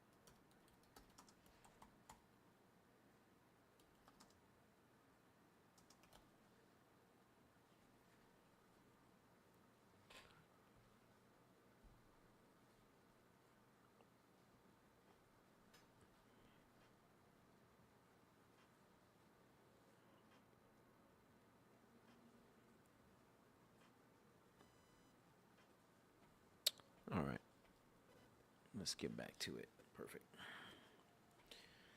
Oh, he texts me back. Let's see. He said, "What you got?" I said, hey, Parm, call me. I got an offer for you.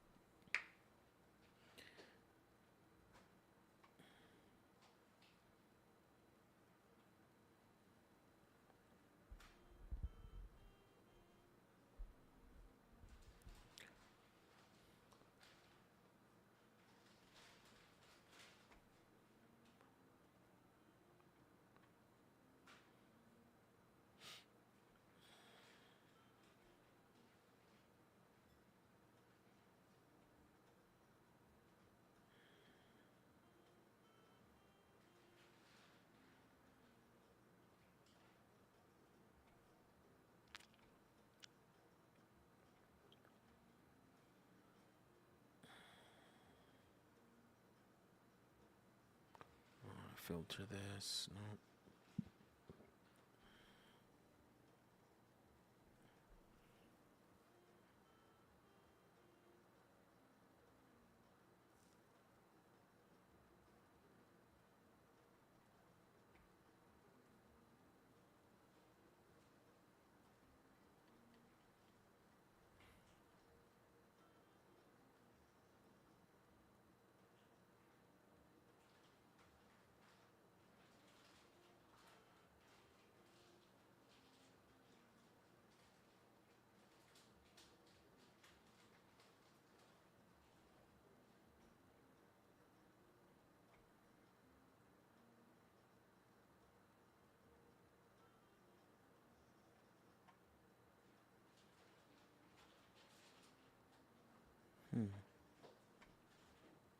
That's really weird.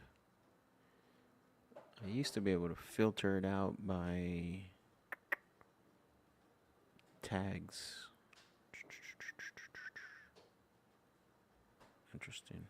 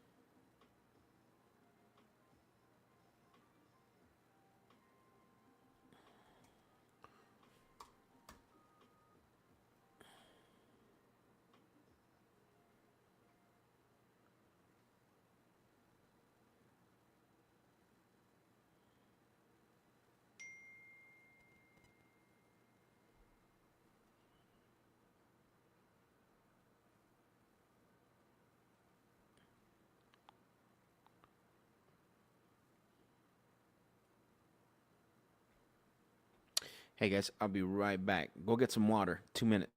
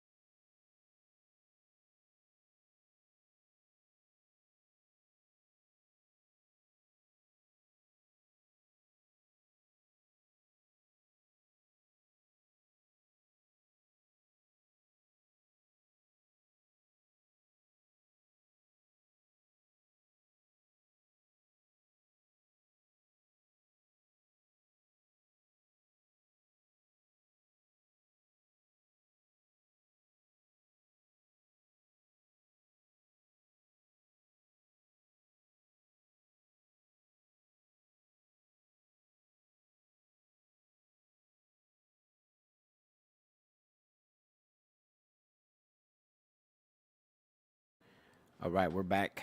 Let's see. He said, not close enough, thanks. I wish this guy would just pick up the phone so I can talk to him. This is what happens over text. Rule number one is I don't really like to negotiate over text, but he's not picking up. So sometimes you have to meet the sellers where they're at.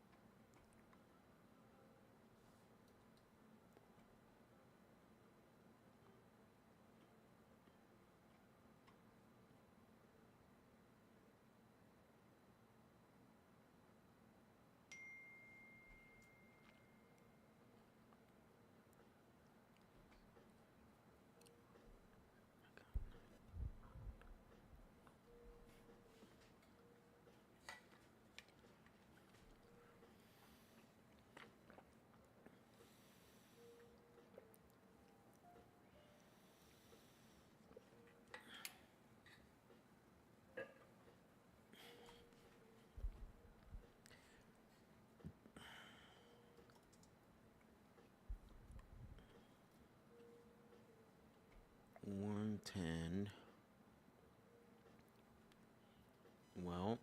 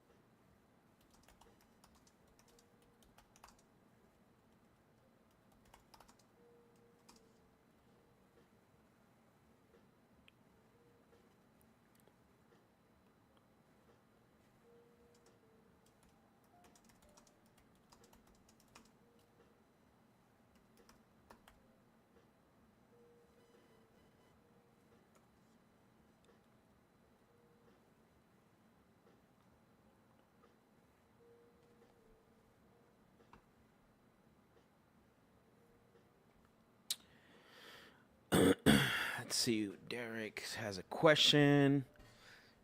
This guy's we're just texting back and forth. He's crazy.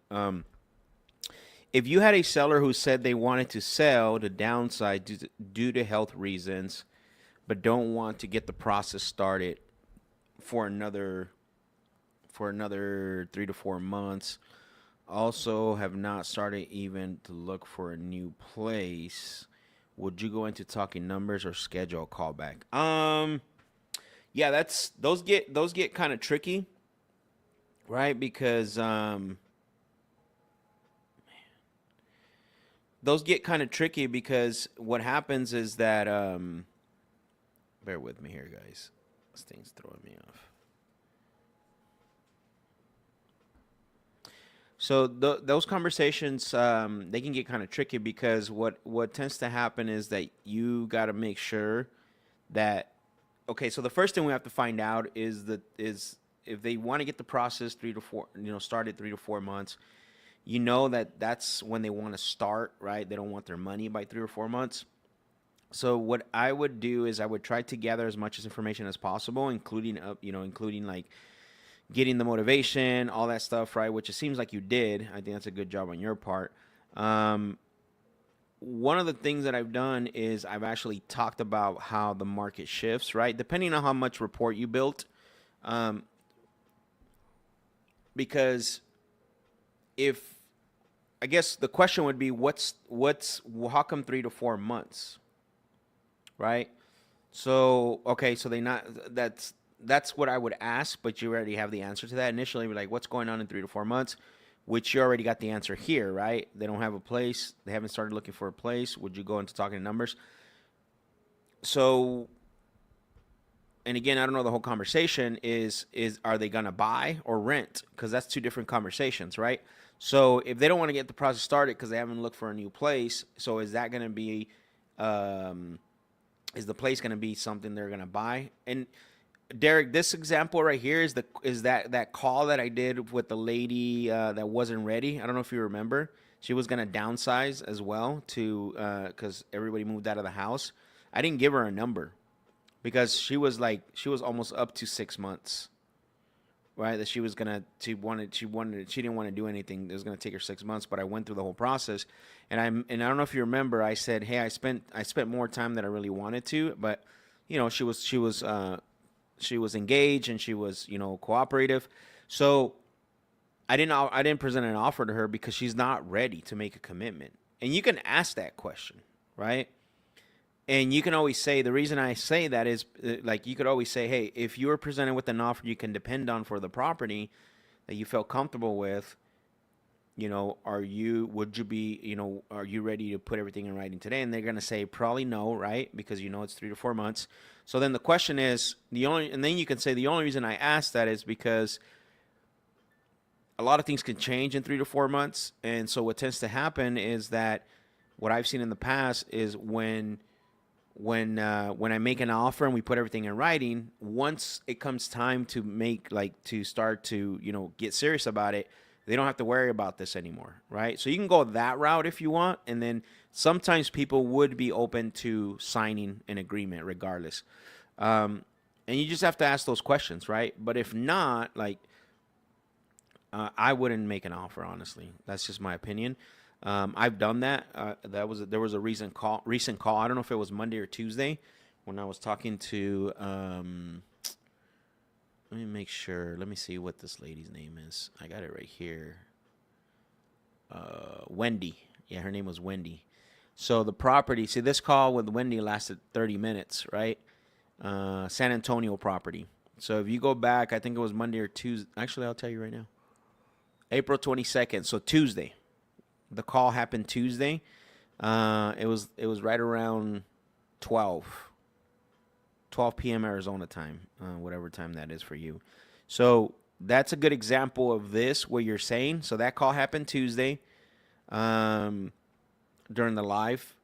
So that's a good example of that. So again, I won't say no, but I also wouldn't do it if they are like, definitely not, we don't want to do nothing at all. Like, we just, we want to hear your number. If they say we want to hear your number, then I'm going to be like, well, I mean, it doesn't make sense for me to give you a number if you're not ready to make a decision to put things in writing, because if I give you a number today, my number could be different 3 months, 4 months from now.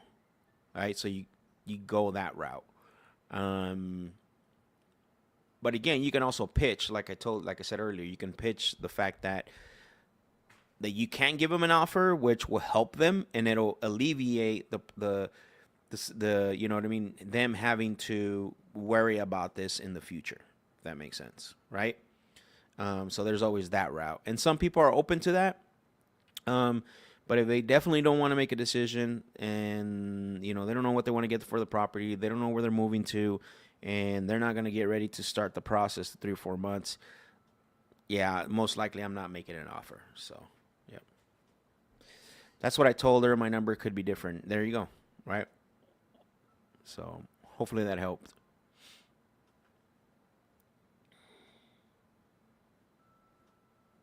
Come on, Parm.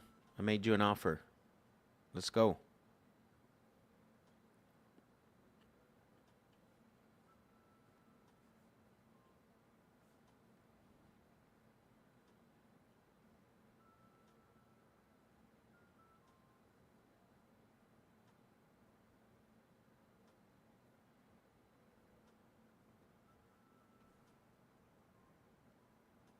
Also, she gave me her number and it was close to retail. Well, that kind of explains it, right? Um, that explains what we're talking about here. So,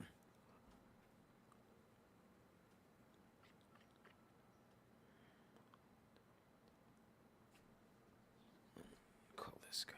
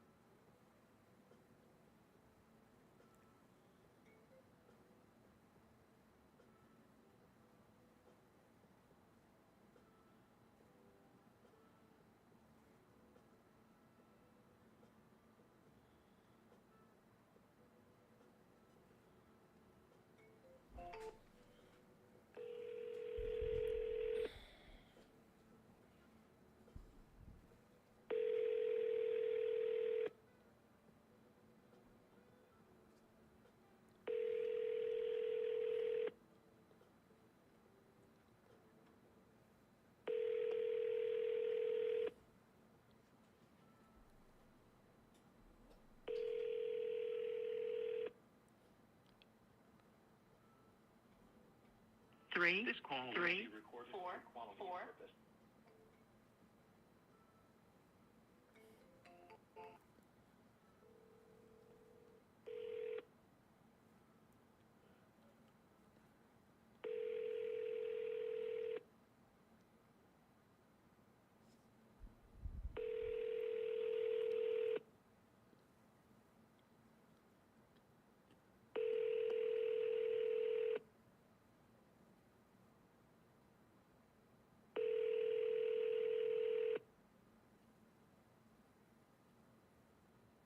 Three, three, four. Man.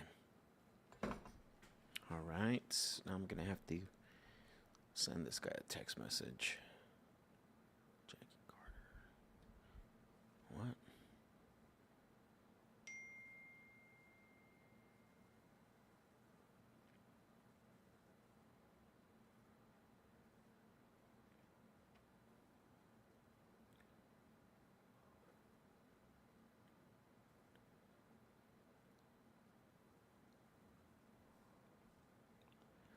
He said, I told her I would follow up in 30 days to see where they were and would look into a new place. Yeah. I would say close to that. I would say call her in 2 weeks, and you don't have to call and say, "Hey, I was calling about." You know, you don't have to call back, call her about selling the property. But I would definitely just follow through and say, "Hey, just checking in. Just want to see if there was any help, if I can be of any assistance. I do have relationships, and you know, just want to see if anything's changed where I can help you." But I would, yeah, you're doing the right thing, for sure. I would do that. Maybe even sooner, like I said.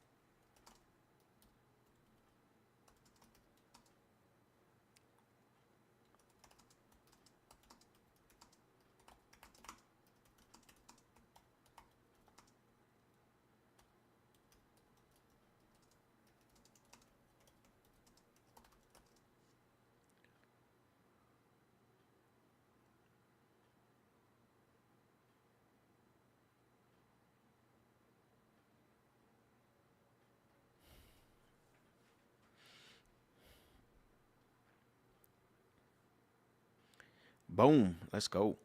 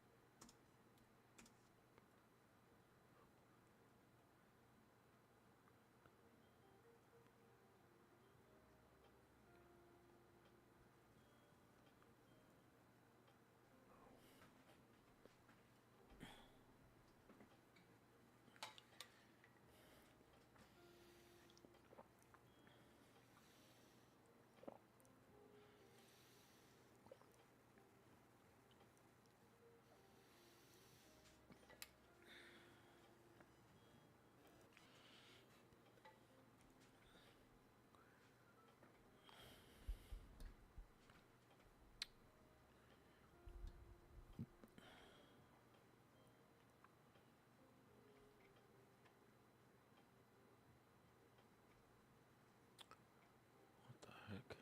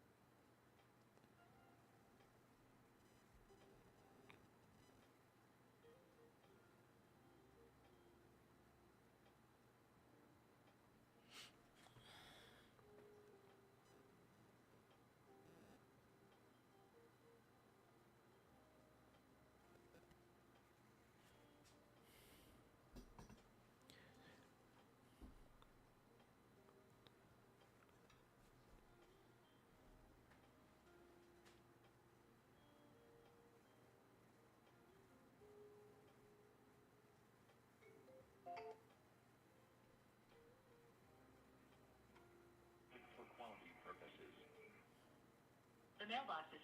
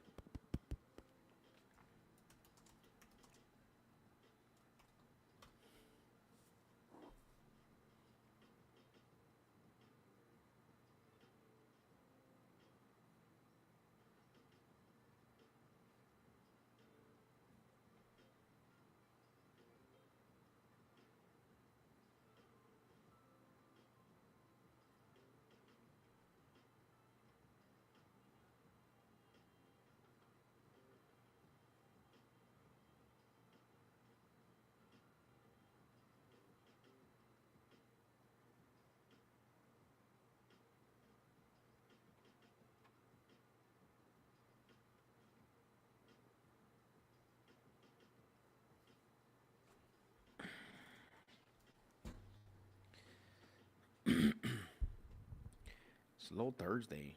Thursday.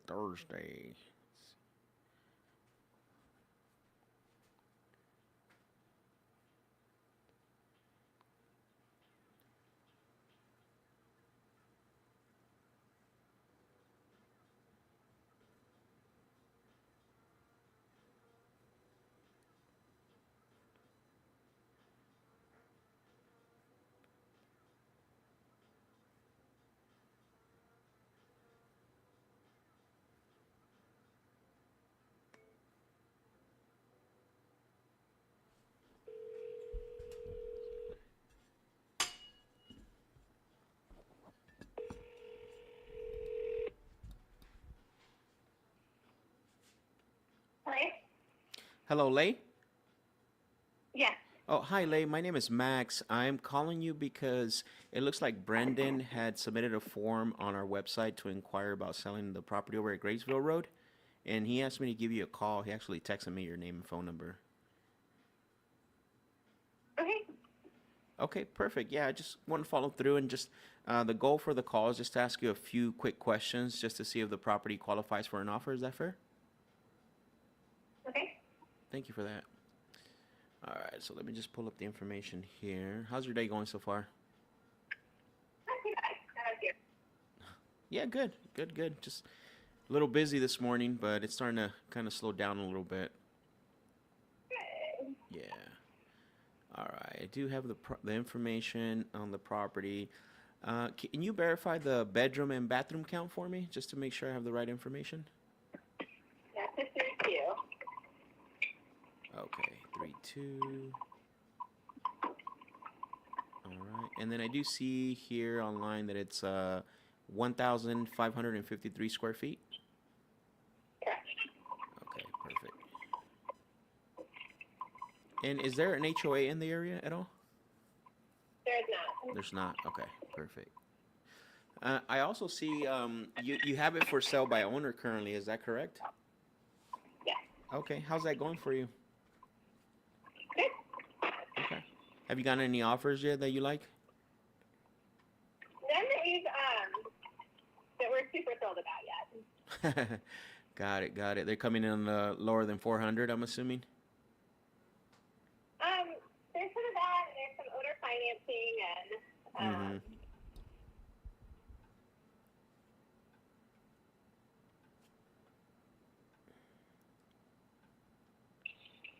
You're still with me, Lay? I'm sorry, it sounded like you cut out. yeah. Okay. Yeah, no, I think Okay, perfect. So you've gotten some owner financing offers, and but nothing really that comes close to what you're looking to get for the property. yeah, it's pretty early on, so we don't want to settle for anything quite yet. That makes sense. And in regards to the property, is this a rental property for you guys or your primary residence? Primary residence. It is. Okay, perfect. All right, thank you for that, confirming that. Make sure I write that down. Okay. And then when it comes to selling, besides you and Brendan, is there anyone else that's going to have an input in helping you make the decision to sell? No. Okay. Perfect. Okay. And then just just ballpark, how long have you guys owned that property? Around 3 years. 3 years? Uh-oh. I hear a baby. Okay, so 3 years. That's not too long. What's got you thinking about selling already? Just more space for growing family. More space? Yeah. Okay.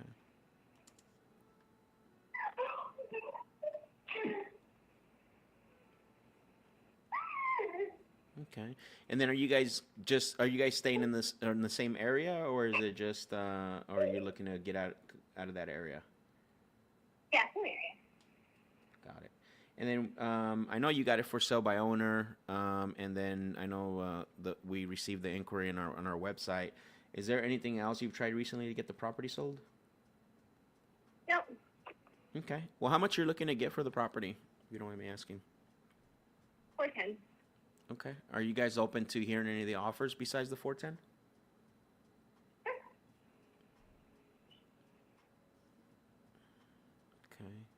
And if you do get an offer that you feel comfortable with, let's say you got the 410 or something close to it, how soon do you feel comfortable selling? We have already purchased a home and we'll be moving in middle of May. So. Middle of May, okay.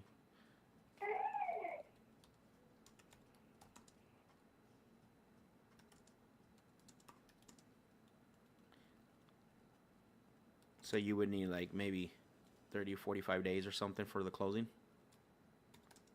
I mean, closing's typically 30 days, right? We can handle that, no problem. Typically, yeah. Typically, it's 30 days. The one thing about why sellers call us when it comes to selling, a lot of them usually want to select their own closing date, which they definitely can do that, compared to the traditional route is usually about 30 days, but we have the flexibility to, make the adjustments on the dates when it comes to the closing part. Yeah. Okay. Yeah, we're fine. I'm sorry. What's that? We're fine with the traditional 30-day closing. Okay. Let's see. I mean, in the pictures, I'm looking at the pictures here, and these were taken within the 6 days that it's been listed. Like these are recent. Correct. Okay.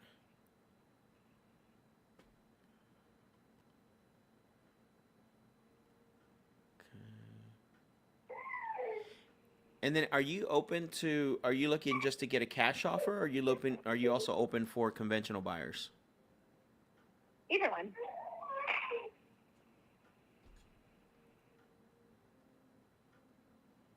What do you prefer? Either one. We don't have a preference.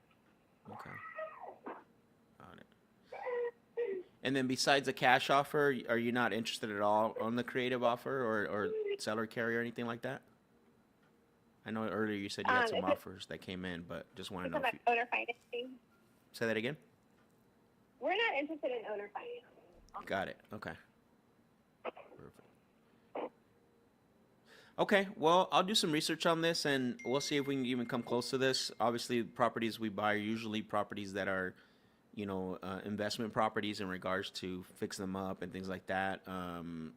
Usually that's kind of what we're looking for. But, I'll do some research and see if we can, come up to that offer.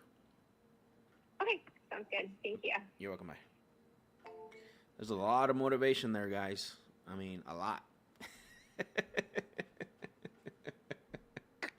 That was the awkwardest call I've had. Wow. Holy smokes. Yeah, I can see why she's for sale by owner. It's crazy. The estimated range of the properties in her area are between 372 and 390.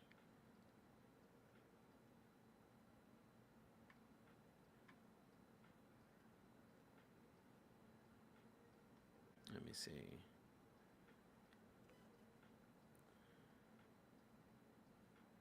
$3,200, 1,500.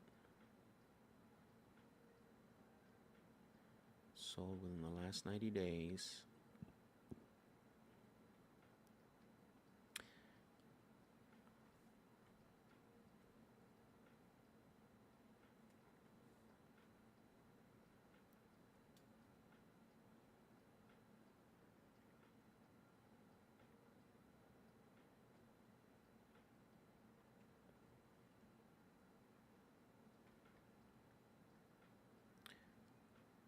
Sometimes you have to realize what you got in front of you, right? And look, I've said this before. I'm not in any means just looking for the easy laydowns or the low-hanging fruit. But you can see what were the answers? What were her answers when I was talking to her? Most of you guys know this, right? On my script, in my framework on the script, I have a pro tip. Okay. Here's the pro tip. I'm gonna read it to you guys right now.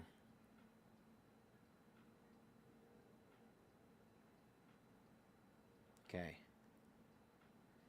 If the prospect is not engaging during the questions and they're giving you vague answers, call it out. Wishy-washy answers, maybe, sure, sort of, I think of, possibly, and hopefully, call it out, right? And that's kind of what we were getting here. You know what I'm saying? Just little kind of nuances, wishy-washy answers, one-word answers. Derek said, "Would you say she didn't seem to engage in the?" Yeah, 100%, right? So that was a perfect example of that, by the way, Derek. Not engaged at all, right? And it could be maybe I could hear a baby, so it could be because of the baby in the background, right? So that's there with her. So it could be that. I'm not dismissing that. So no engagement. She was somewhat cooperative, right? Like she was cooperating with the questioning, but because there's no motivation, it was a very stale conversation, very surface level, which I'm not trying to have, by the way, right? I'm looking to have a high level conversation, not a surface level conversation. Like I could have sat there and convinced her, if that's what you like doing, right? If that's what you're into, convincing people of things. I'm not. Like I'm looking for the who. I'm not trying to use the what. Right? Like, and that's the problem that a lot of us make. It's a perfect example of a call right there. That I'm measuring based off the 3. Again, that's a pro tip inside of my framework, which is pro tip: when talking to sellers, you are gauging the seriousness of the conversation around 3 key factors: engagement, cooperation, reciprocation. If you're the only one moving, it's not a dance, it's a monologue. Right? It's not a dance, it's a monologue. So remember that. And so it's almost like I would have had to pry out of her, like a little more in depth. And again, I asked the same questions as other people, right? It's just not, there's no motivation there. They've already bought another house, right? That tells you everything. She's not open to hearing. She's open to hearing other offers, but I can guarantee you, right? Wishy-washy. Yeah, exactly. Very vague answers, for sure. All right. Well, here's what I'll do: is I'll put her on a follow-up.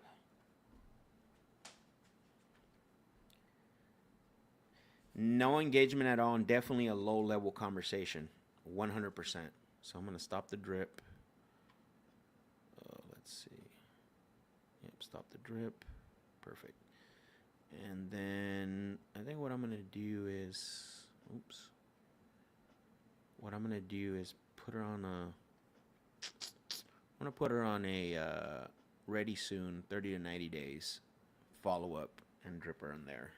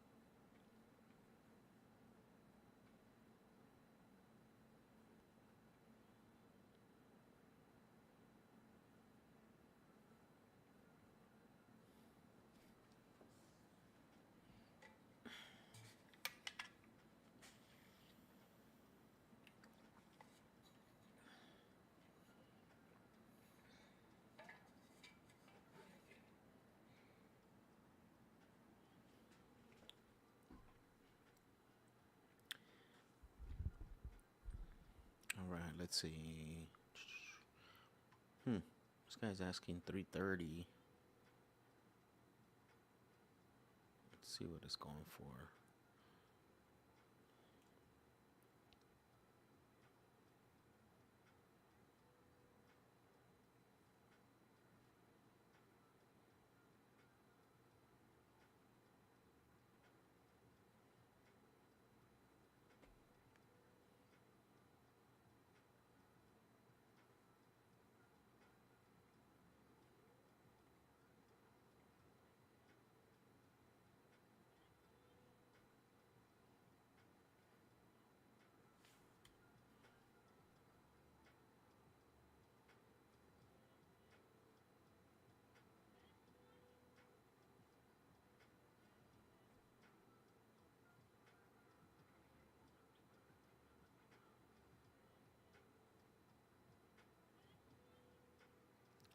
So this is a 3-bedroom, 2-bathroom, 1,900 square feet house.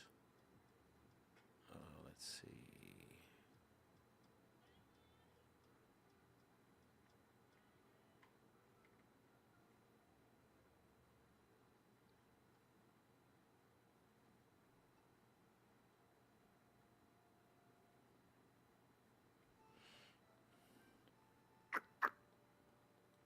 Hmm. 375, 32, 1786. This is bigger, 2-story. Okay.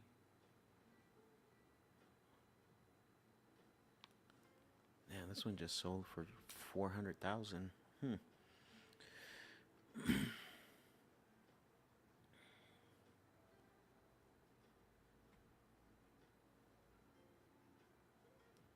We got one pending, 380.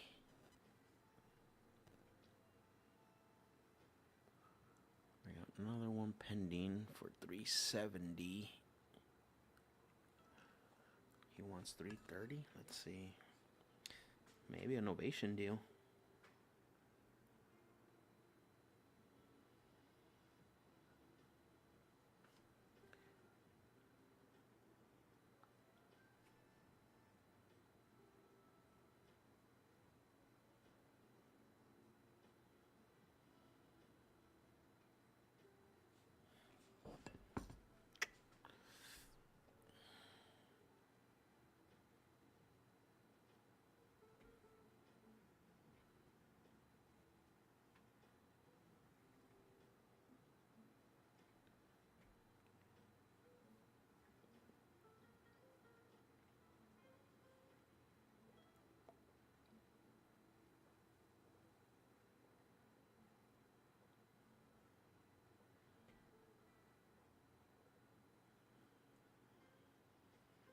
$15 days on Zillow. Wow.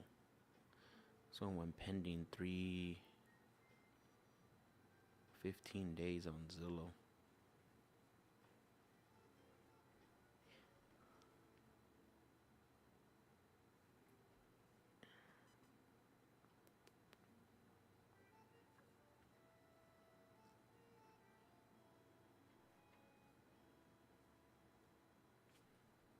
Let's call him up.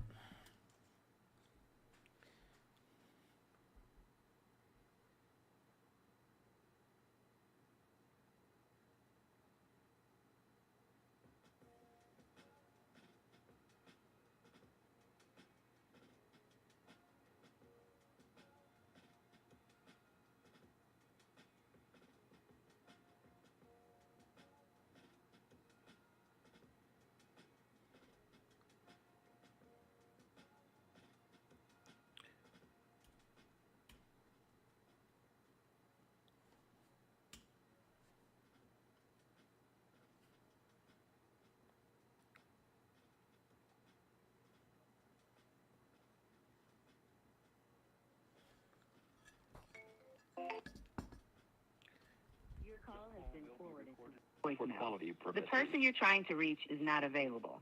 At the tone. Interesting.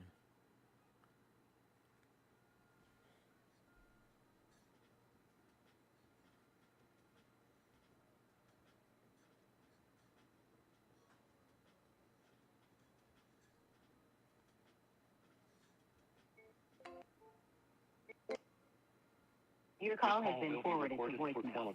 The person you're trying to reach is not available. The person you're trying to reach is not available. Huh.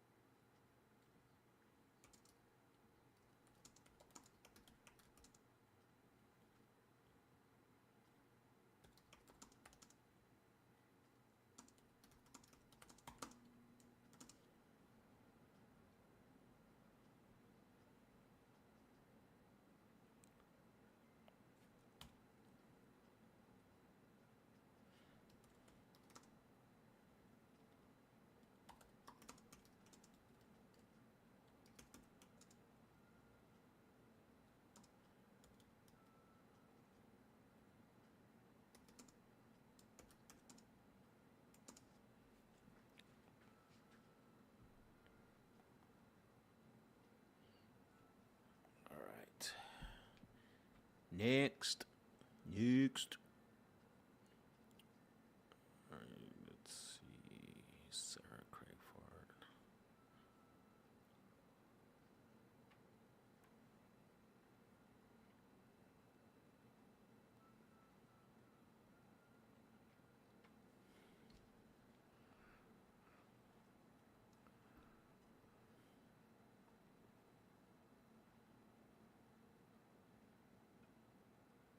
Wait, did I talk to her? Your call has been forwarded to an on.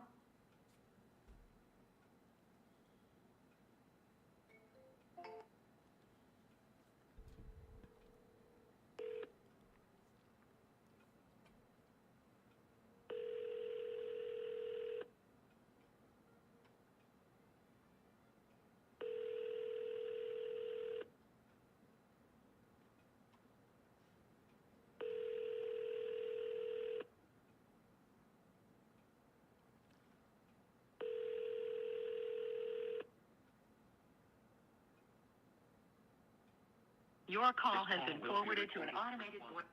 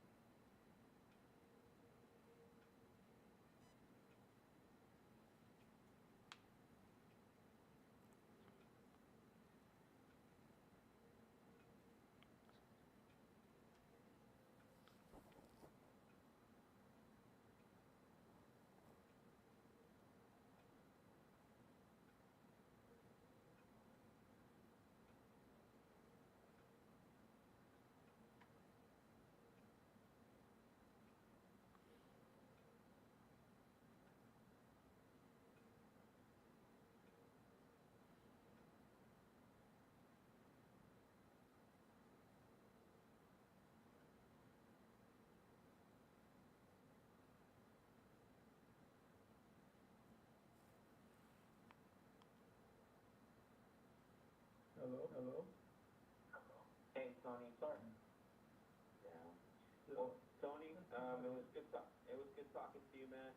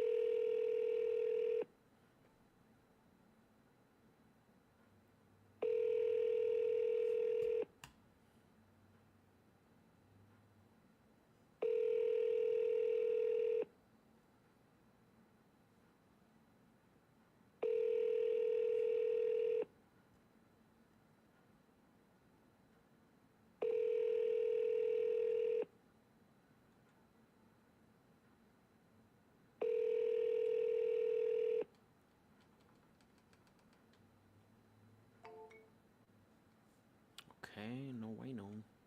No way, no. What the heck is going on with my mouse?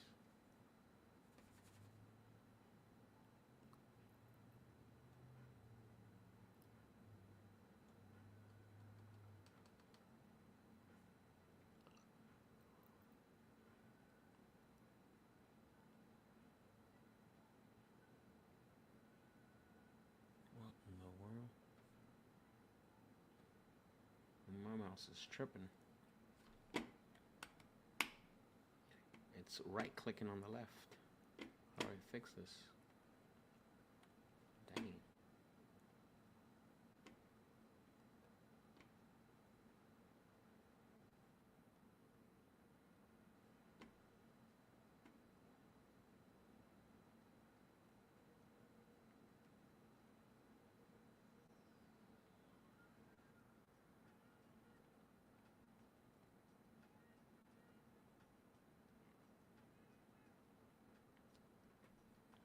In the world? What in the world? Dude, my mouse is tripping.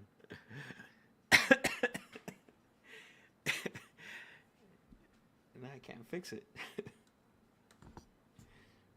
Dang. That's crazy.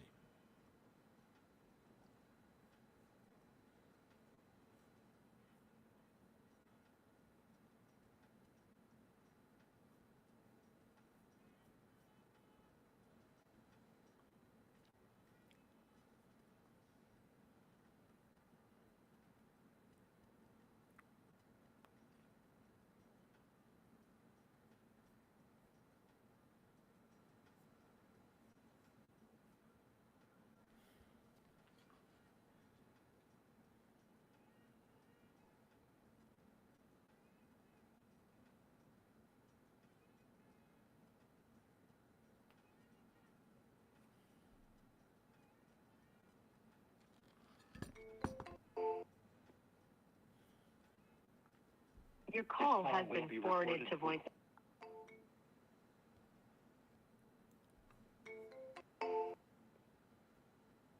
Your call has been forwarded to voicemail. No answer.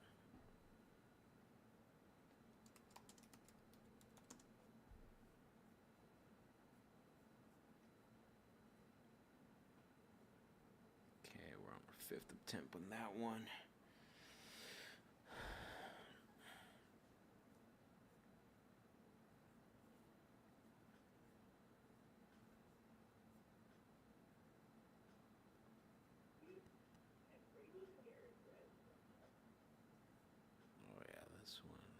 6 attempt on that one.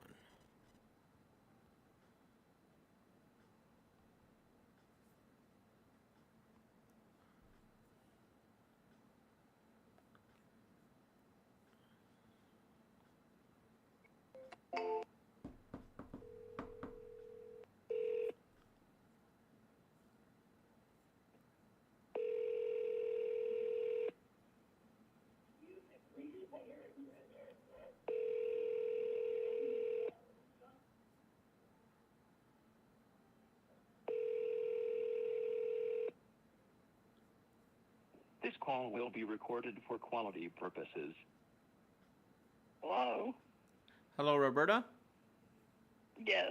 Hi, Roberta. My name is Max. I was calling you because you had spoken to one of my team members about interest in selling the property over at Lowmall Road. Well, where? It's Lowmall Road. Low Mill Road. Yeah, that's where I live. Yeah. Oh, okay, got it. Were you considering selling that one? Yeah, for enough money. It ain't gonna be a giveaway. No, that makes sense. Well, that's why I was calling you because I'm following through on the information. Do you have a few moments to ask you a few questions, see if we can qualify it for an offer? Yeah, I have a few moments, yes. Thank you very much. Let me go ahead and... Now, I'm not, this is just question and answers. Yeah, I mean, we don't buy every property from everyone we talk to, and in order to find out if this is a property we would be interested in, we do have to ask some questions. Is that okay? Okay. Thank you. I have the information online. Can you verify the bedroom and bathroom count for me? Yeah, I got 1, 2, 3 bedrooms, 2 baths, 2.5 baths. 2.5. Mm-hmm. Okay. Well, there's a sink and a commode in the utility room. I don't know what you call that. Okay, got it. No, that makes sense. Okay. And then I also see that the actual house is right around 2,644 square feet. That's correct. Okay, perfect. I just like to confirm because a lot of times what I see on the internet is not always correct. Well, I'm not sure about that, but that's what I think. Yeah. Right. Okay. Around 2,600. Yeah. Yeah. Give or take, ballpark. That's fine. We don't have to be exact. The other thing too, what I'm showing here in my system, it's about 88 acres almost, the property. I thought it was a little more than that. I thought it was about 92. Okay, I'm showing 87.9, but again, this information is usually it's through the county, but a lot of times it could be, they could be missing a little bit of information. So you're saying it's 92? I thought it was. Okay. Well, here's what we'll do. We'll do something, we'll say possibly 92 acres, right? Okay. Okay, perfect. All right. The one thing that I don't have in front of me in my system is this a rental property or is this your primary residence? This is primary residence. Okay, perfect. Thank you for confirming that. Okay, and when you decide to sell this, not necessarily to us, just, when you decide to sell this, will anyone else have an input helping you make the decision? Yeah, I make my own decision, yes. Okay, that's fair. Not even someone you want to run an offer by, just to make sure? If you got an offer, I'll listen to you, and I'm not. Okay, I'm just asking because if we present an offer and you like it, we just want to make sure everybody involved is on the phone when we present the offer. That's the only reason why I'm asking. Well, nobody would be involved with me. Okay, fair enough. And then just out of curiosity, ballpark, how long have you owned the property? It's 1968. Okay.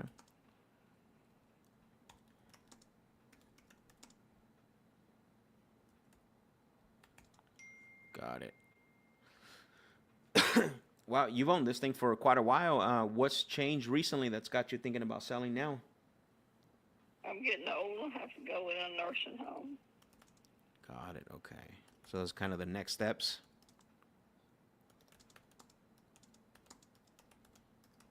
And then has that process already started, or you need to sell this house first? What does that look like for you? It hasn't been started. No, I gotta do something. You know, Right. I never live forever. Okay. No, that's understandable. And I'm assuming you're doing all this on your own based on your earlier comment about you're the only decision maker. Is anyone assisting you in regards to the next steps after you sell? Well, Sarah Reynolds would be my power of attorney if that's what you want. Okay, got it. All right. Just curious. Just because when like I said, this is all future parts, right? Just when we get to that point, I want to, make sure that you are, already think, as far as your next steps, so we can just, close at a certain time frame that works for you. That's the reason I like to ask that. I can't hear you. What? Okay, can you hear me now? Yeah. Yeah, no, I said I was only asking that because when it comes to that time, I want to make sure that the timing aligns with, what your next steps are. That's the only reason. What have you tried recently to get the property sold, if any? No. You said nothing? No. Okay, so not even talking to other investors or nothing like that? No. Okay.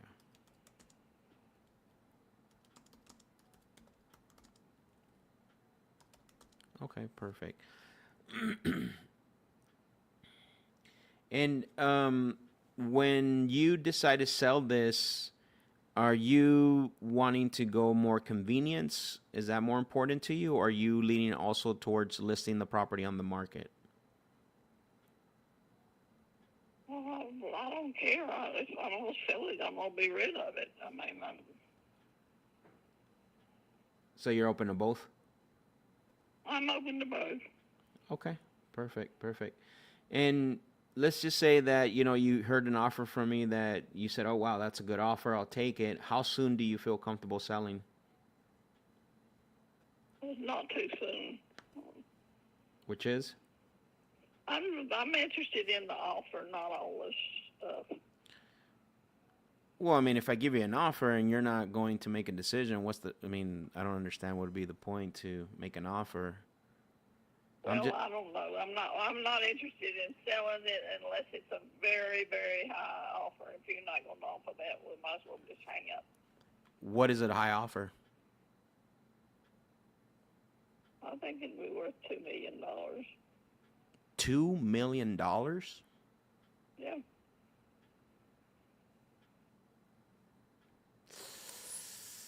Okay. And I'm assuming you wouldn't look at any of the offers besides the $2 million. No. And how did you come up with that valuation? Well, it's a whole lot of land. No, I understand. Got a nice house on it. I'm just curious if that's what it's worth, or is that something you're just trying to get for it? I don't know what it's worth. That's what I'm trying to find out from you. You're not going to pay more than it's worth, and I'm not going to take anything less. So it's worth that to me. It might not be worth that to you. No, it makes sense. I'm not here to debate that. At the end of the day, for us, we'll just look at the location and the area, and like I said, I don't buy every property from everyone we talk to because it doesn't always work out. I totally understand what you're trying to get for it. So, well, here's what I'll do. Let me look. If I can come close to it, I'll give you a call back. If not, thank you for the info, and hopefully you can sell it at some point. All right. Thank you very Take care. much. No problem. Bye. There is nothing that's sold in this area for Man, this would be a really difficult deal, by the way, guys. Like, this is where you have to be careful. Like, just because you hear these things and she's answering questions, she's sharp too. She's a very sharp lady for her age and everything else. She's really sharp. I think that it's yeah. But you saw she has a power of attorney. She has a power of attorney and Sarah Reynolds, so I know that she wasn't doing this on her own. I know she's not. I mean, just because not that I knew for sure 100%, but from the experience of talking to, like I said, making tens of thousands of phone calls, right, and talking to thousands and thousands and tens of thousands of sellers, like, you know what I mean? Like, I know this would not be easy one, by the way, to get this done, just because of the situation. I would have to, yeah, it would be a lot, and I don't think she really wants to sell. Again, sometimes I'm gonna tell you, I'm gonna share something with you guys. Is not to, it's not to sound aggressive or not to sound, mean about it, but some people are bored. That's just the reality of it, right? And what we talked about this morning, with the comment of, just listening to people and what's the word, caring about their problems, right? This is a good example of that, by the way, guys. Like, right, like we could listen and we can hear, and she answered the question. She was engaged, very sharp lady. But in reality, at the end of the day, this would be this is not going to be a deal at all at any point whatsoever. I would probably be more comfortable if I was. I mean, I could have asked her, but this lady was gonna be like, "You're dealing with me," right? You saw I probed the question a few different ways, right? Is there anyone else that's gonna have an input? Hey, I'm only asking because I'm only asking because I wanted to know if there's anyone else you need to run the offer by. She's like, no, right? So even if I asked her, because I could have done this, I could have said, hey, when do you think you and Sarah would be available for all three of us to speak on the phone, right? But this lady was going to say, what for? I'm the decision maker. D said, oh, she sounds so sweet and sharp. Now, she's sharp. I don't know about sweet. Yeah, you know what I'm saying, Derek? Exactly, Jorge. D said, spoke way too soon. Yeah, yep, exactly.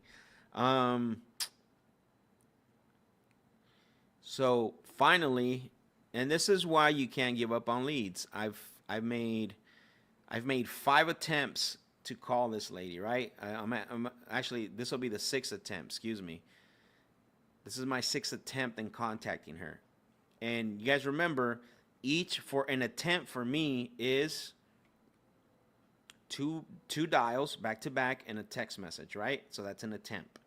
So I've made a total of 6 attempts, which means that I've dialed her 1, 2, 3, 12 times. What am I doing? 12 times, right? Since April, since the beginning of April. So this is a good example. Also, a positive thing of this is following up, right? Following up. And so again, it's important to have a really good follow-up system, right?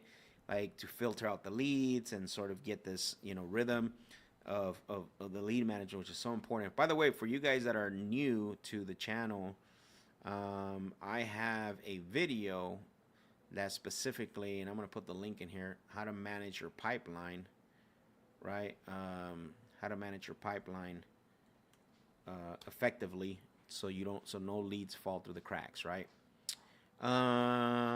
This property is in, I'll tell you right now. Let's see.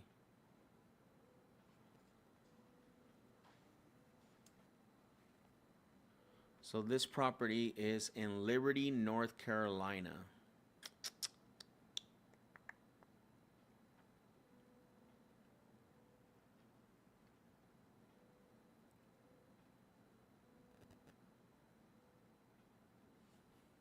Liberty, North Carolina, population 2,700, right? And the nearest city to her is going to be Greensboro. So she's about 30 minutes away from Greensboro. So, but still, it's not an area. I mean, I'm looking right now. I don't see. I mean, I don't. Let me reset my filters here. Let's see. I'll tell you right now. There we go. There's 3 properties with 50 acres or more, right? There's a property right now for sale with 152 acres for $895, right? Then there's one 65 acres for $425.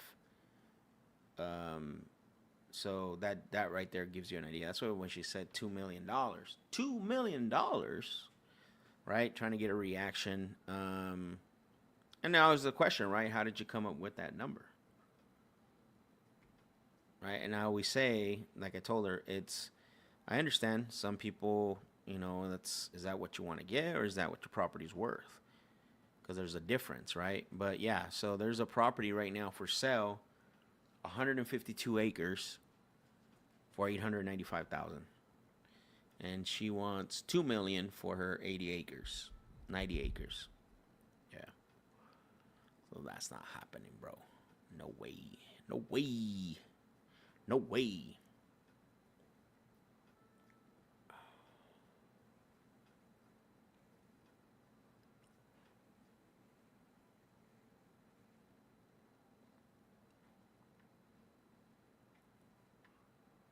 What the heck?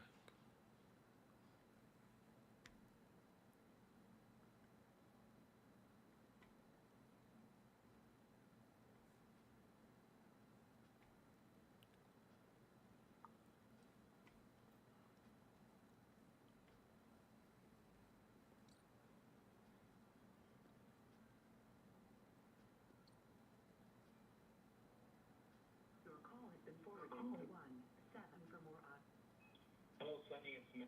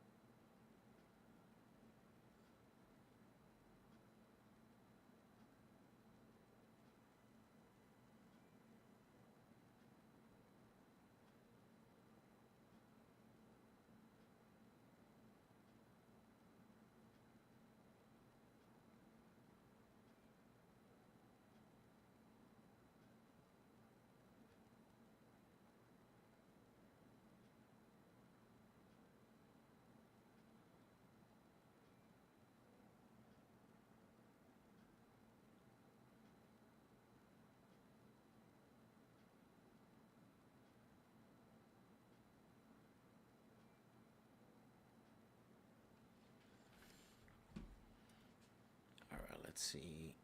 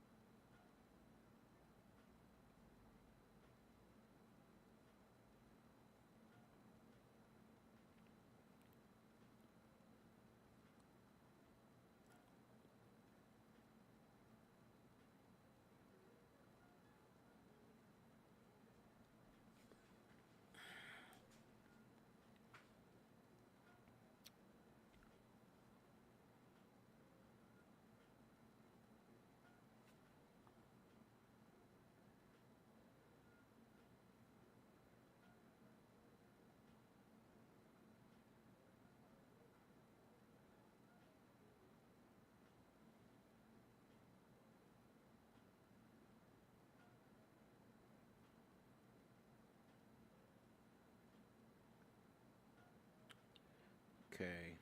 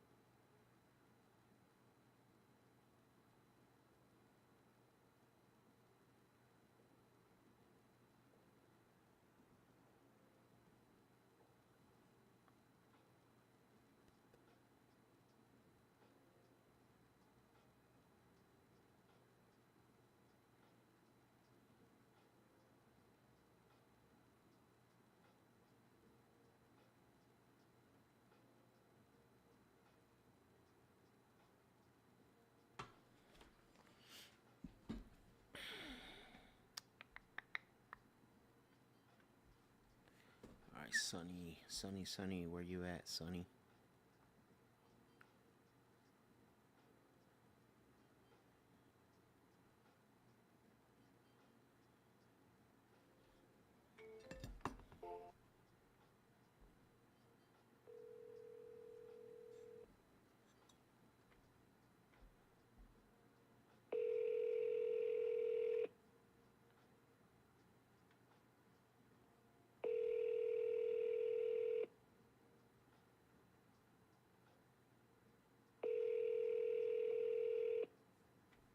This call will be recorded for quality purposes. What in the world?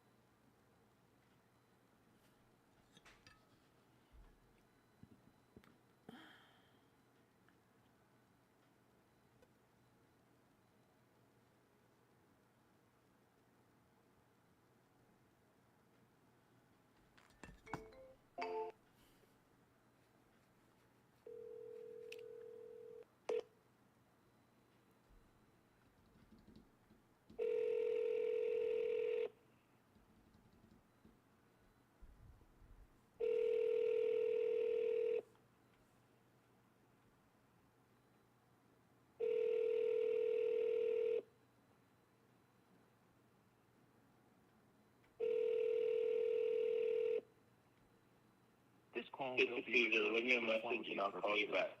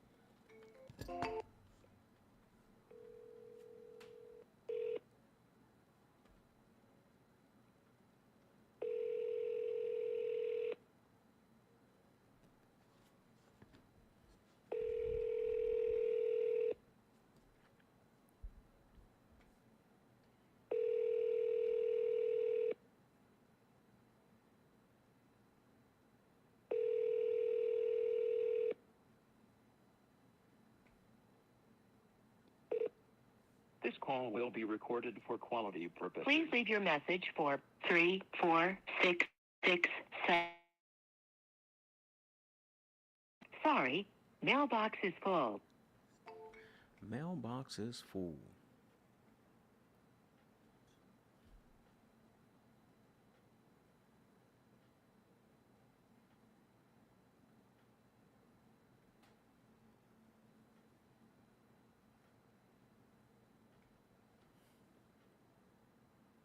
Mailbox is full.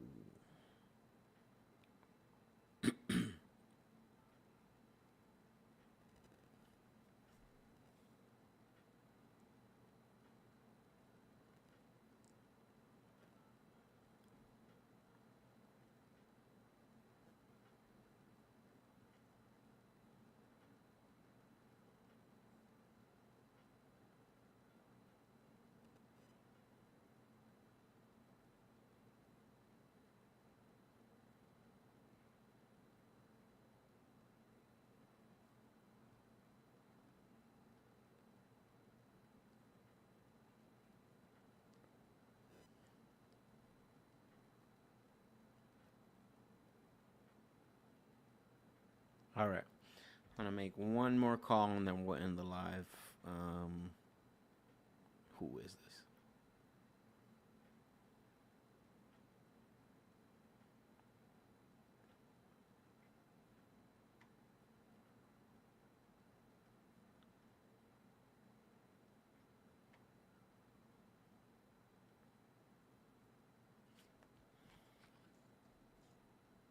One more call, guys, and we'll end the live. I gotta be somewhere at 2:30.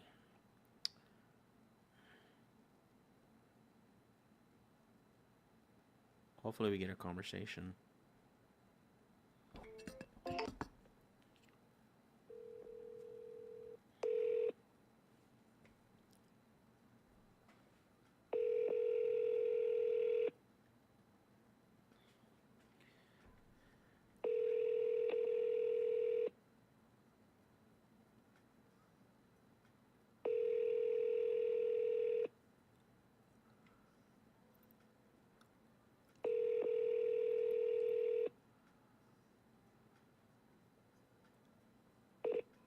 This call will be recorded for quality purposes. We'll return your call.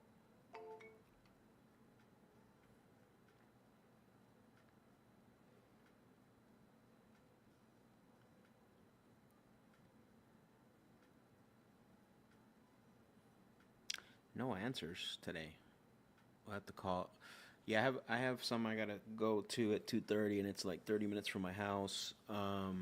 But when I get back, I'm gonna continue to make calls, obviously, because we didn't really talk to a lot of people. But anyways, what ended here today? Hopefully, you guys got some value. We had some conversations. I think there's gonna be guys. There's gonna be like this is the real deal, right? Like there's going to be days like this. Like this is not a anything unfamiliar, right? Like or anything new, anyways, in regards to prospecting. This is what it's all about, right? Pushing through the days where pushing through the days where you're not getting a lot of activity versus, not just wanting to always be easy, the highlight and, where everybody's picking up and you're sending out agreements. Like, this is the real deal, right? Like this, and you guys go through this. I know you do. And I think that, it's good. That's why the Deal Lab, I believe, is a little bit different because we get to see everything, right? We don't just get to see the highlights, and we got to make sure that when you get the days where things are a little bit slower or whatever the case may be, like push through it, right? Remember your why. It was the purpose that the purpose, your why, your performance, right? Playbook. Remember that. That's the thing. You got to have it in front of you. You got to look at your performance playbook because it's so easy to get discouraged, right? It's so easy to get frustrated. It's so easy to, step out of your game. And so with that being said, don't forget, guys, the giveaway. Make sure you share this video. Make sure you are, if you're not subscribed to it, subscribe. I got a giveaway when we hit 2,000 subscribers. What's going to happen is I have a giveaway that I'm going to do for everyone. Well, not everyone, excuse me. I'm going to select 3 lucky winners, random subscribers, but right now we're at 1,983 subscribers, trying to get to 2,000. It's only 17 subscribers, right? And when I looked at the data, we, a lot of people who watch the show, who viewers are not subscribed, which is crazy. And so once we hit the 2,000, I'm gonna put names. I'm gonna copy and put some names in the wheel for those of you that got real names on your YouTube channel. And we'll select 3 lucky winners, right, to give them access to the school. But with that being said, go back and watch this. There's a lot of good stuff, especially with our little lesson on building trust and everything. So I really appreciate every single one of you. Jorge, thank you. He said, so true. Yeah, brother. Derek, I'll talk to you soon, brother. I appreciate every single one of you guys for being on and joining me. So with that being said, go out, close some deals, get some contracts, and let's go. Later, y'all.